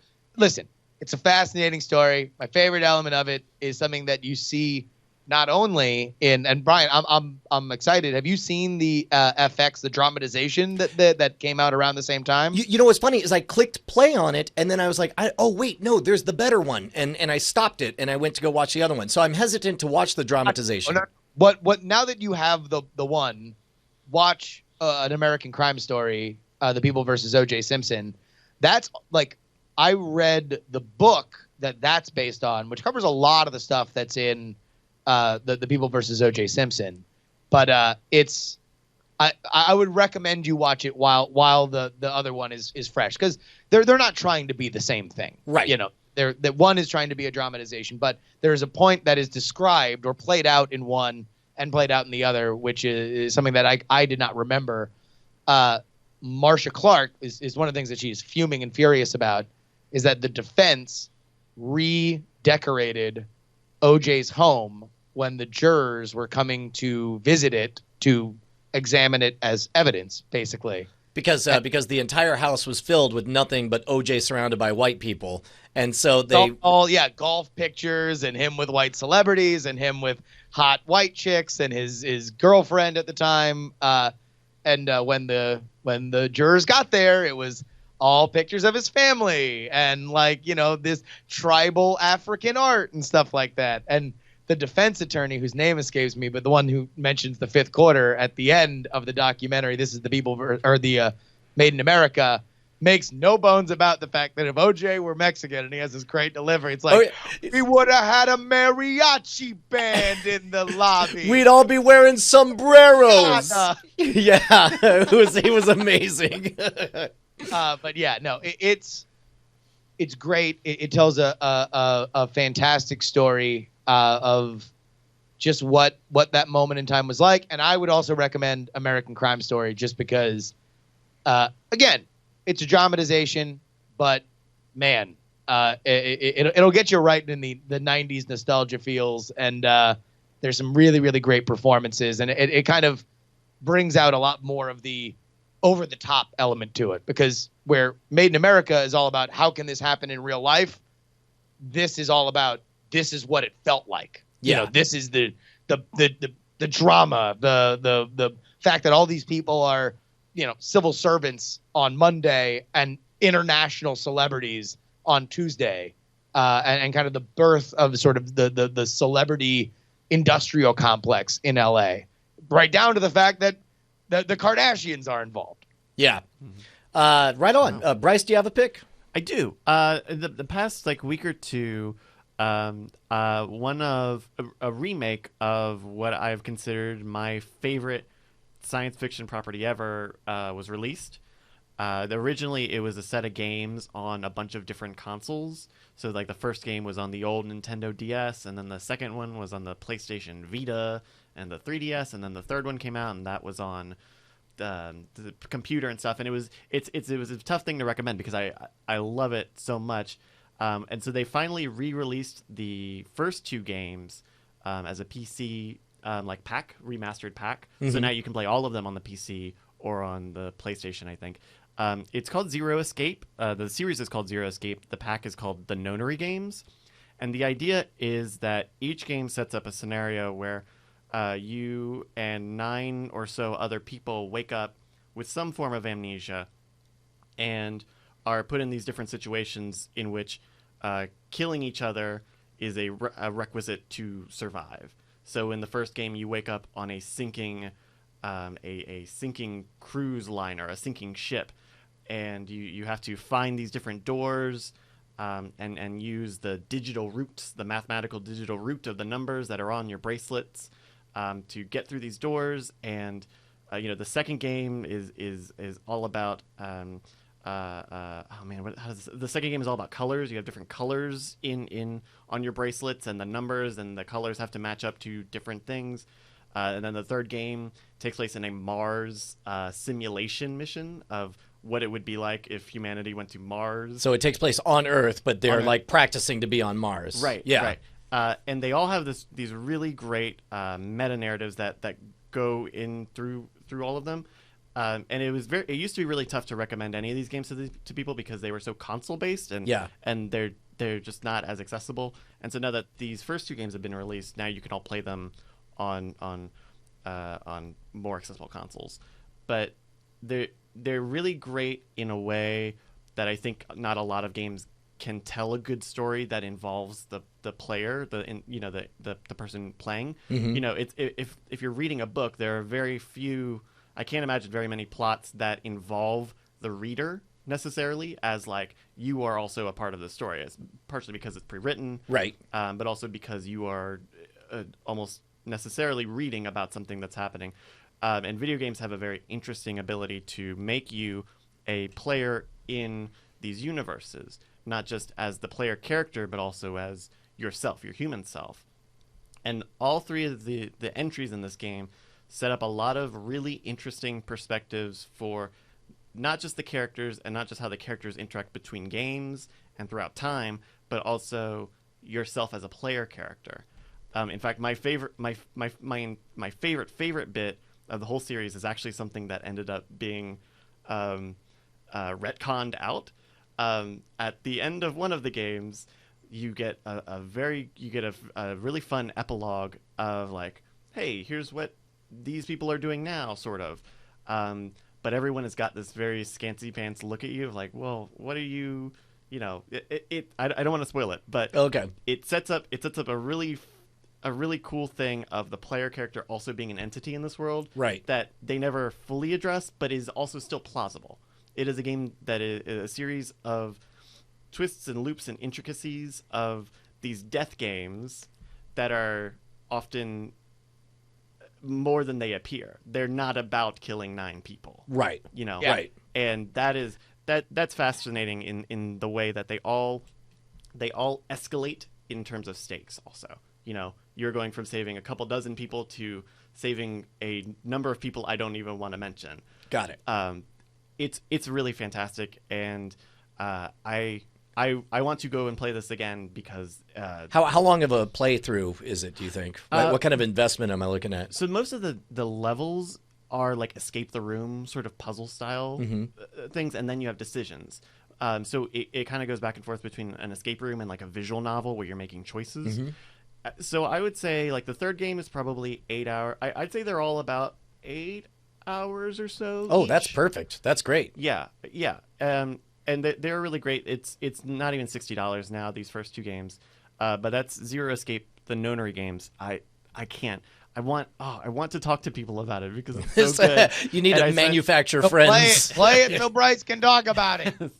It was tough too because after that second game came out, they were like, "We don't know if we're gonna make a third one," and the very end of the second one Is ties very up- much it a very much cliffhanger. sets Yeah. up the third game Yeah. in no uncertain terms, and you're like, "Oh, give me a brochure or something. Tell me what's gonna happen." So, that they're done and are all in one place is really great. Awesome. Dude, that's very cool. Yeah. How's it been, Justin? It's been weird. Oh yeah. Puncho. Man, so what are we doing on After Things? I guess just roll it straight in right now. Yeah, let's just do that, and then we'll take like a half-hour little thing, Yeah. or do we want to? I mean, like, I feel like if we do After Things now, it's gonna be like 20 or 30, right? But like, what do you think? Would people want a 20 or 30 minute, like a quickie After Things, or I don't know. I feel gun shy because we got that one guy who was like, just if you don't want to do it, then just don't do it. I mean, I don't even mind. Well, no, doing it first thing tomorrow morning would be weird. Yeah. Doing it after Night Attack would be weird. No, I mean, to me, it's either we do a 20-minute one now, or we just wait until Andrew gets back, and that'll be. Well, let's just do that. Let's just do a solo After Things, because then it'll feel extra long. And so just a little something. Now? no. Oh. Like wait until Andrew can do it like tomorrow or next day or something. Okay. And then I would no. I don't want to separate it. Like either we do it or we don't do it for the week. Like so, I think if we want to do it, let's just do it now. What would we talk about? What I think a we 20-minute thing. need a is fine. subject, is what it is. So let's go to the chat room. I got something that you've actually talked to me about that we could. Okay, that we all right. could- Hey, let's just jump right into it then. Give me 1 sec. I gotta do my thing. Whoop. All right, we're good to go. You ready, Jess? Yeah. Take it away in 3, 2. Hello and welcome to After Things, the show that comes after Weird Things, where we talk about creating your dreams. I'm Andrew Main. Joining me as always is Justin Robert Young. Oh, does it get to be me this time? Do I get to be Justin Robert Young? Nope, course. you failed in your one line. Damn. I'm Brian Brushwood. Hi, I'm Bryce Castillo, also here, filling in for Andrew Main. Yeah, Bryce is here. I'm Justin. Andrew is currently battling the state of Florida, the whole state of Florida. He's taking it on one person at a time. So if Eating you live in Florida, pancakes. get ready to get punched.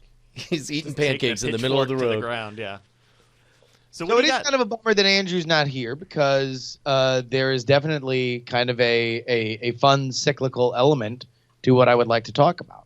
Go on. What is it? When I was a younger man and up in New York City, I wound up getting a email, and I was always in touch with Andrew since high school, and he offered for me to come down and be an employee in his business, the burgeoning business of selling magic tricks with an eye toward all sorts of crazy things, including television, internet, podcasting. It's what got me on the road to be where I am today. And I was out at WrestleMania over the weekend, and it kind of energized me. You know, I looked around at not only, of course, the gigantic, glaring spectacle of 70,000 people in a stadium to watch a bunch of scantily clad underwear men and women rub on each other to victory, but also all the independent promotions and people that came from all over the world, not only to view, but also to put on and perform in these kind of comparatively tiny companies that were doing great. You know, that they had hundreds, if not thousands of people show up to their shows. And it got me thinking a lot about what we do, and a conversation that I had with Brian over the last few weeks kind of kept popping into my head, which is like, okay, where do I go now? You know, where am I deficient, and where am I, where do I have to go? Where do I want to go? And a lot of things kind of came to a head. Also realizing that we got a big push for the new card game Kickstarter that's going to come up in the next in this summer at the end of June, and I kind of made the realization that if I want to grow my online presence, as well as the sticker stuff and anything else that kind of comes along, as well as the card game stuff. I need someone to help me.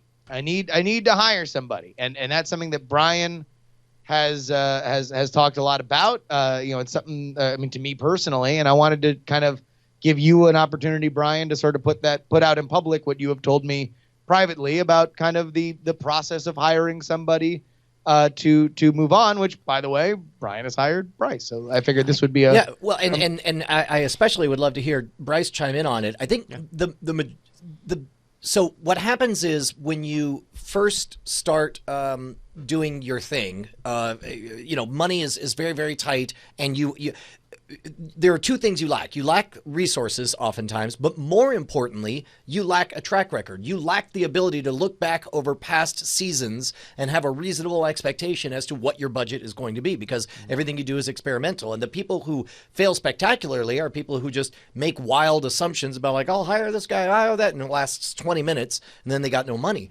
But you are finally in a position, which is, I guess, pretty much... it's very analogous to when I quit my day job, and that first decade was just me. I guess maybe 6 years.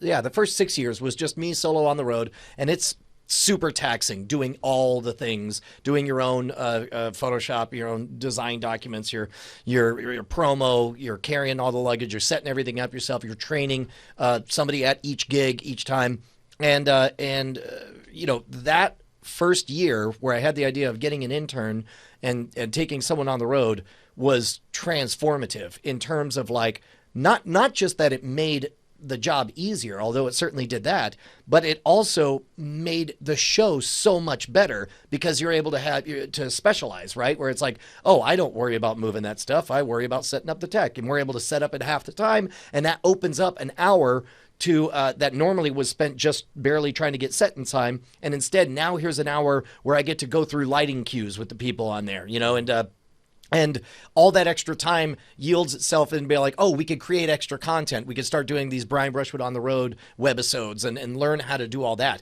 All of that began by unlocking more of my time by virtualizing giant chunks of it. And so for a good 4 or 5 years, it was Brian and his traveling companion, like Doctor Who, but it wasn't until we really started to grow the retail side of the operation that we got up to what are we, a team like 3, 4, 5, 4 or 5, 4 or 5ish. We are 5 or 6. Oh, shit, 5 or 6. Yeah. Now we're at the point we're getting ready to add another one. Right. And so, but what's happening is the part I did not expect is that by bringing other people onto the team, especially if there's somebody who is going to take ownership of the project, who wants to be a part of it and see it grow, who wants to ride this rising tide to a position of power down the road when it becomes super successful, those people will solve problems in very different ways from how you solve them. And sometimes, and one of two things will happen. Either they'll solve them and you'll say, oh, that's not how I would have done it, but I guess it worked, or you will say, holy crap, that's way better than I could do. And you can't plan for all those holy crap, that's better than I could do it moments. But once they start coming, they're fast and furious, and you feel the whole operation grow and become more robust. Like, the fact that we're adding a third producer editor now puts us in a super strong position where, I don't know, nutty idea, maybe some of us can take actual vacations from time to time now, and other people can pick up the work. But it all begins with that first person.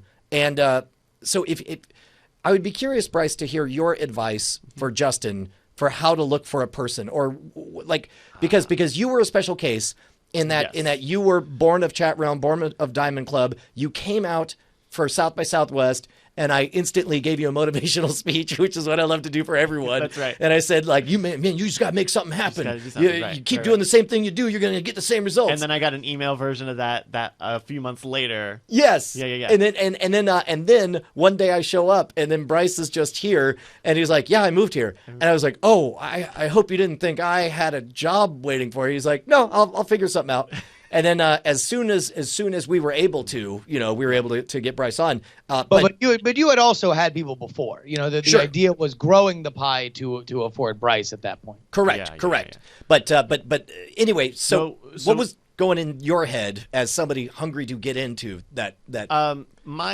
I had a feeling that there would be an opening at the Brian Brushwood camp Eventually. Yeah. and I knew I was already in a state to like, okay, I know what the limits of what I want to do in my geographic location, and to do more of what I want to do, which is video content or whatever it was at the time, I would need to move regardless. I would need to move to Richmond, to DC, New York, somewhere. And I had a really amazing time at South by Southwest, and that event really made me want to move. But I was on the plane. Funny story. I was in the Atlanta airport, eating at some sit-down restaurant between flights, texting a gentleman who I was about to start dating, and said, "Hey, I'm leaving Virginia sometime this year. Let's not." Wow. So you knew enough to like not start something. Yeah. So I was already. I knew that sometime in the year I would want to move down to Austin, and the planets aligned in a way that would be red flag shaped for someone who I had less trust in than you, Brian. And so I was in that very specific moment of like knowing I wanted to move on, and so I don't necessarily know what advice I have. Well, from your perspective, I guess Or- what I want to get from you is the sense of, because right now Justin just has to take it on faith that there's a Bryce out there who would be really excited to work with Justin. And also let me kind of break down specifically what the differences between what you were looking for and what I'm looking for, and this is kind of where, for you, there's stuff that needs to be schlepped from point A to point B, right? And there was like you said, there was, okay, I can set this up in 2 hours, but if I had two people, it can be 1 hour.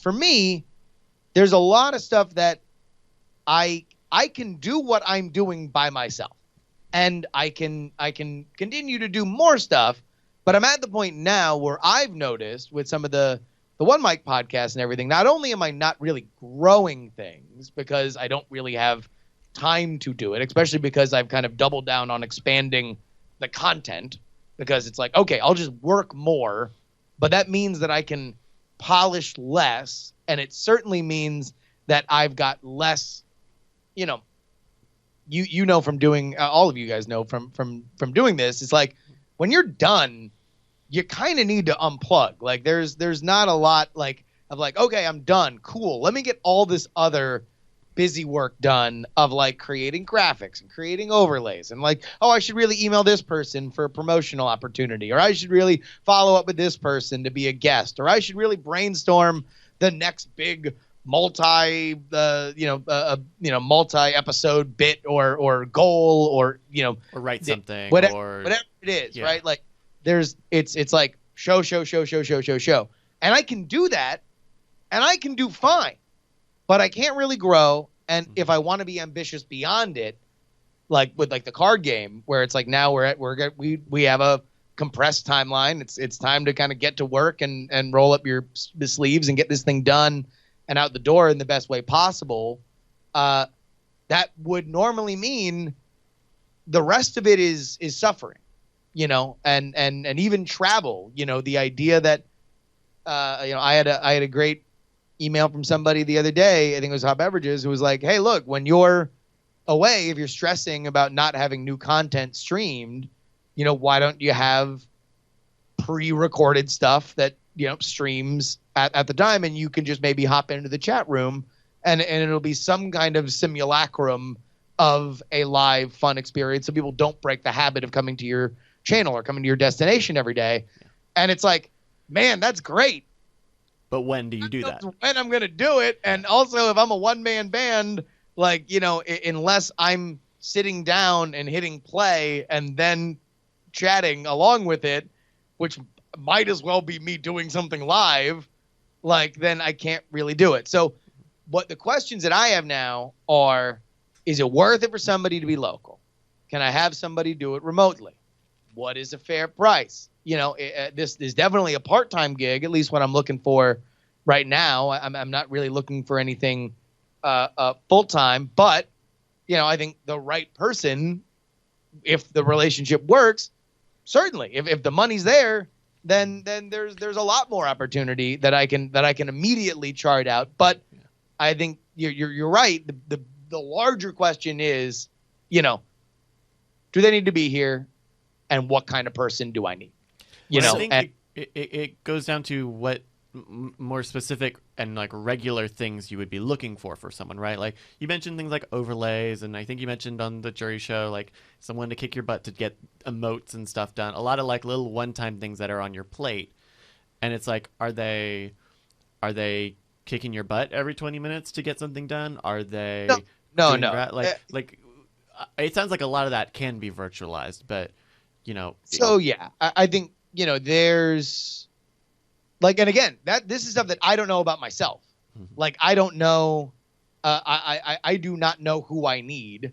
I in general have when I've brought people on to kind of help with stuff, I've usually been very hands off, you know, and I'm not exactly a hard ass, right? But I think with someone like for this, you know, this is somebody that I want to grow the whole promotion with. I want to kind of get bigger and better, and a lot of that is, you know, the sticker stuff and more live opportunities, and just kind of taking the Patreon a little bit more seriously. Well, so here's what you do. You identify the one part of the operation to which you are absolutely vital, and you everything else goes in the pile of stuff to delegate either immediately or eventually, right? And you prioritize and you figure out what you can delegate immediately and what you can delegate eventually.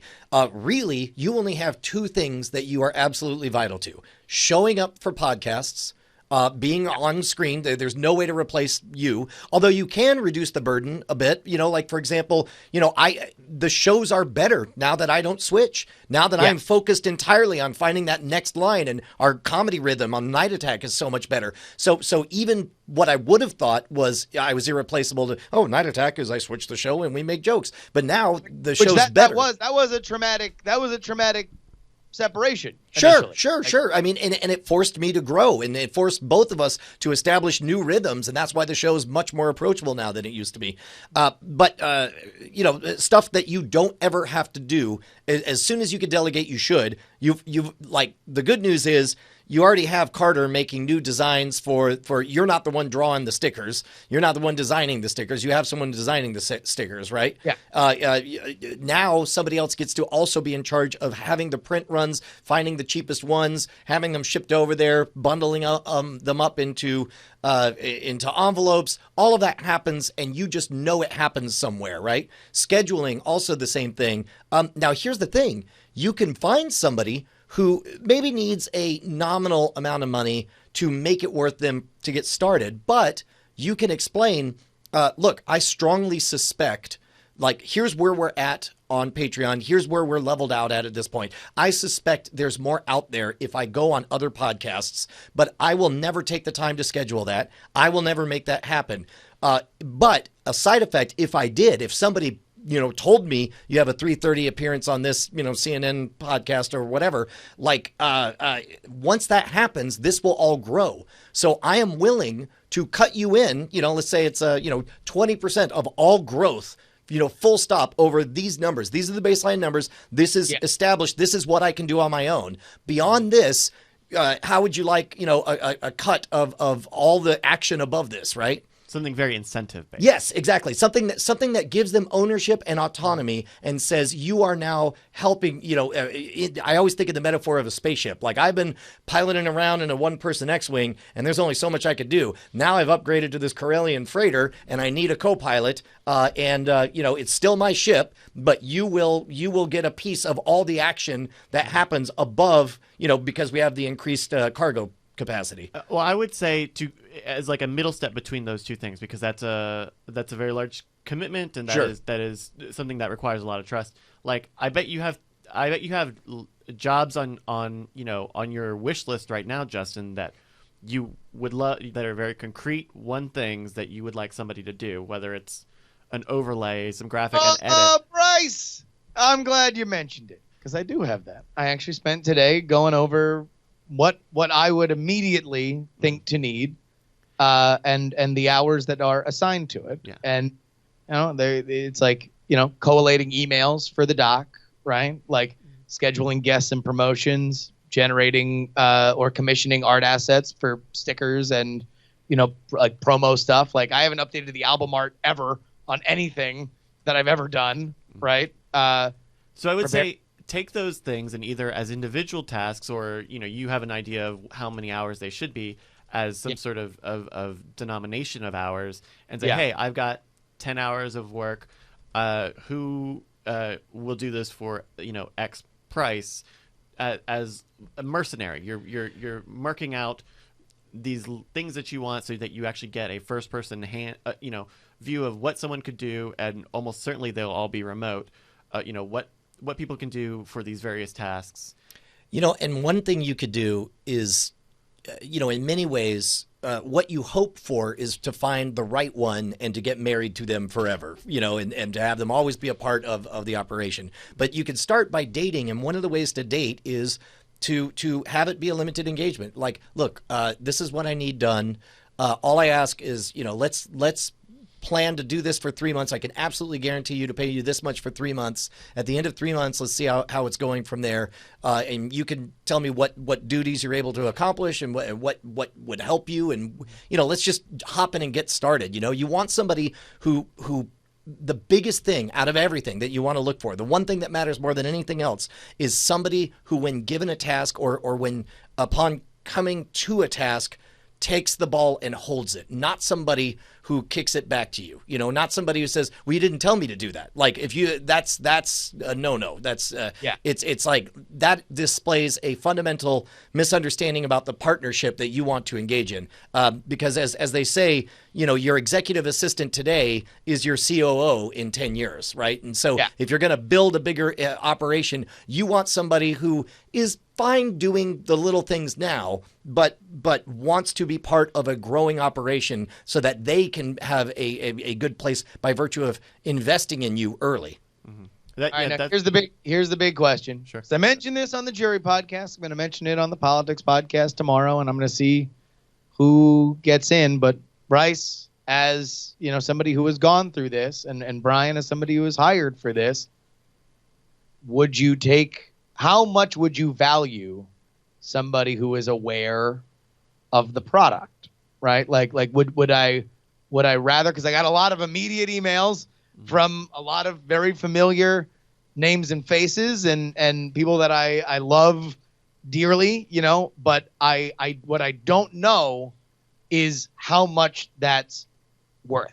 Like, or is it a hindrance? Is it something that might ultimately not be super beneficial? Because I do have a relationship and I like these people, and it's harder, I know, for me personally sometimes to be like, hey, person that I like hang out with and everything, like why are you fucking this up? Well, and that's the hardest question. And I think I told this to Bryce, like, it's now part of the conversation where it's like I have to explain, here's the good news. You're going to be part of the team. You're going to be a piece of everything. You are going to become part of this strange story going on. Here's the bad news. You're going to stop being a fan of the show. Yes. You're going to stop enjoying it. And it's fine. It's going to be work for you. And you need to decide if that's okay by you, And that's definitely, like, I love you a lot, Brian. I love you like a brother. Yep. Maybe every story that you have, I've heard probably 5 times. When Brian loves Legion, boy, I get to hear you get to hear it a lot. You get to hear it a lot. So that's that's on a very personal level for each person. Sure.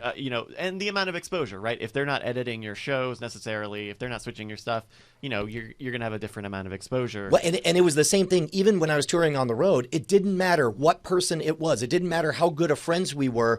When you spend a full semester trapped in a tin can with another person, you value those precious hours away from them so very, very much. And that's fine. That's a side effect of what it is. But if you have the right person who's professional enough to understand that when Brian's talking about Legion for the 12th time, he's working out material so that he knows what to say when the cameras are rolling. Yeah.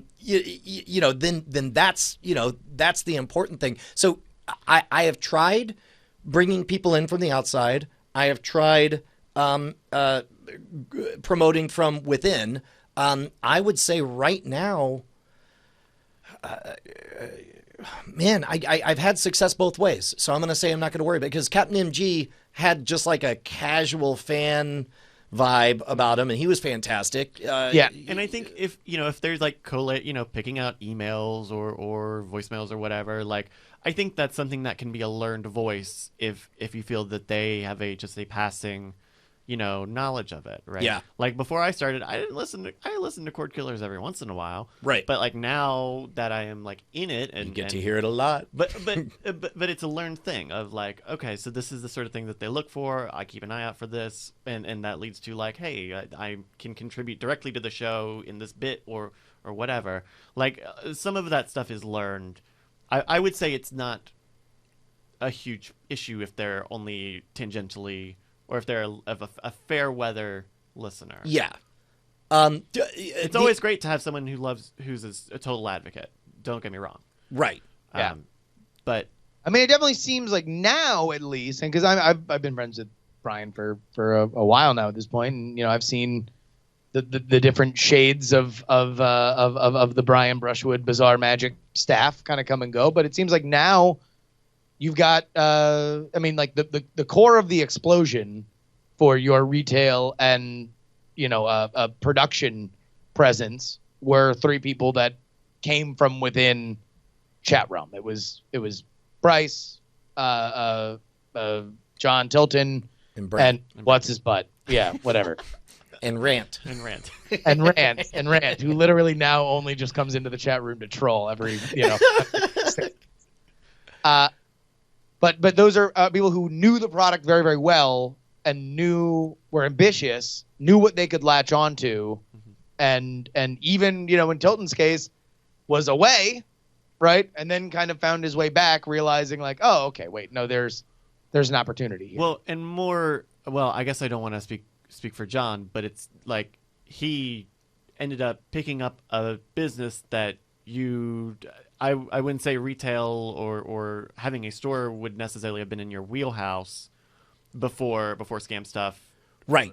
Well, he was there at the genesis of it, where it's just like, because we were trying to write another book, and then just that's someone who learned. Yes. Like there's a lot of learning and wearing a lot of hats. Yeah. And that is something that you can kind of get a sense with people. I mean, I think generally people want to think that they're very versatile because everybody does have a lot of skills. Well, but someone who is able to change roles or accept a lot of roles, I don't necessarily know. Here's the what we've done lately that's worked very well is you say, I need something to get done. And then, or you say, I want people who are interested in working. And then say, hey, I'm dating around a lot. I'm going to hire a bunch of people to do a bunch of things. I need these stickers packaged. Can I send them to you and have them done? And in fact, what I'll do is oftentimes I'll intentionally undergive details, give space for where it's like I don't care how it gets done, but these people bought stickers. These are the stickers. These are the envelopes. This is the phone number of the person who can get you more stickers. Here's whatever, like for sake of discussion, here's a credit card that you're welcome to place orders on.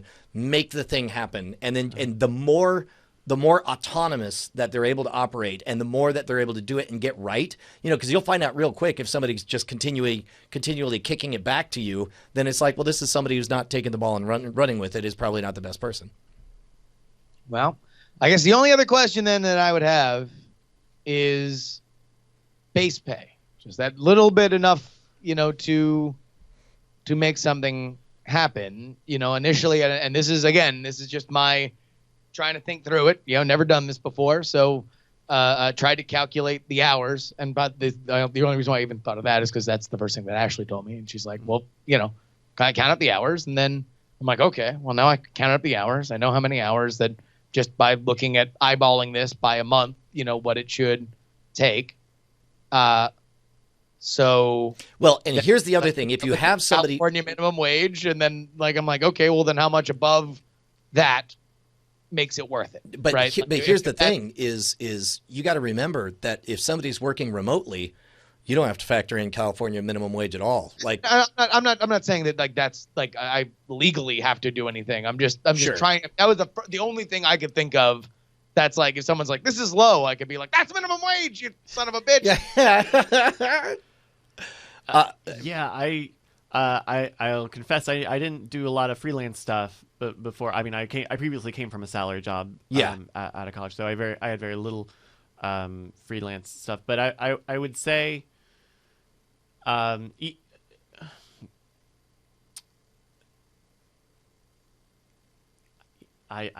don't know that there's anything at the bottom of me shoveling down in the sand.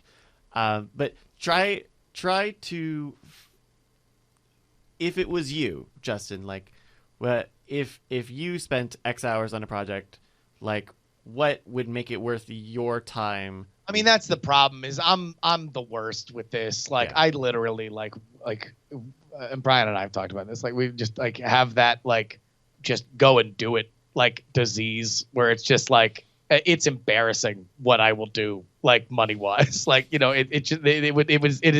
It is only within the last 5 years in my life that I've had any idea of what my self-worth is at all. As long as it's something that I wanted to do or I was excited to do, as I don't know, I'll figure it out. What money are you offering? And then we'll go from there. Now, granted, I'm sure there are amounts of money that I would not do things for, but it's really only been recently that I've put any thought toward that. And that's included going into debt. It's included, kind of betting on myself that happiness was kind of more of a motivating factor than money. I mean, it's the reason why I waited in lines professionally so I could do comedy. It's the reason why I moved down to Florida and, packaged magic booklets in an unair conditioned warehouse so I could do podcasting and be a part of the circus. That's so that's the problem is I don't know. I don't know if I would be come on, $200 a month for X amount of hours. That's ridiculous. You're insulting me, sir. Well, here's what you get to do. You get to say, what do you need to meet your obligations? And they will give you a number.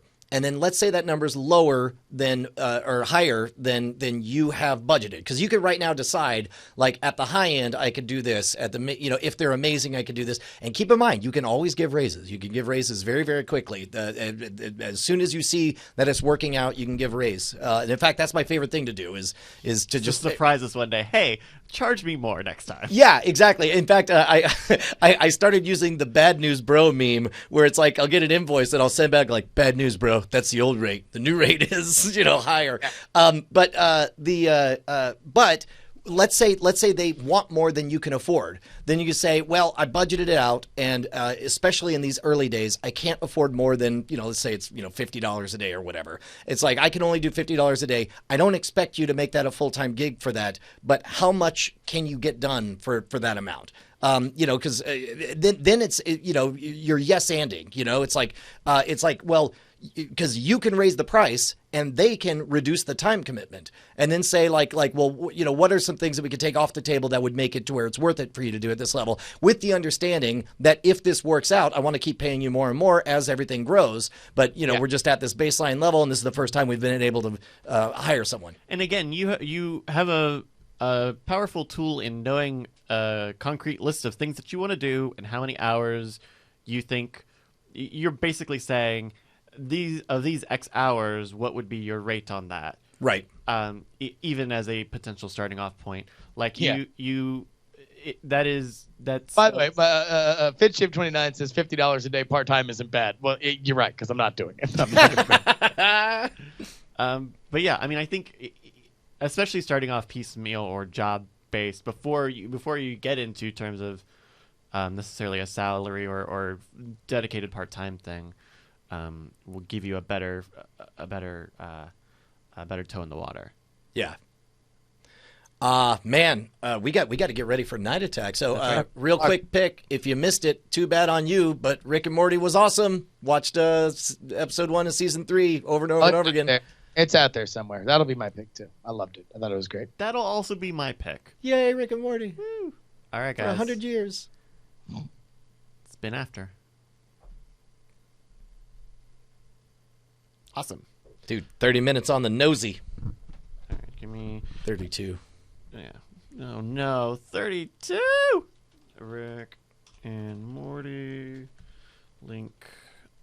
Justin is looking to hire someone. All right, say that. All right. We'll go dark here at least for a few minutes. We may sit on some music for a while, but we'll go dark here on the Twitch for a bit, and then we will be right back for the Night Attack pre-show. Oh.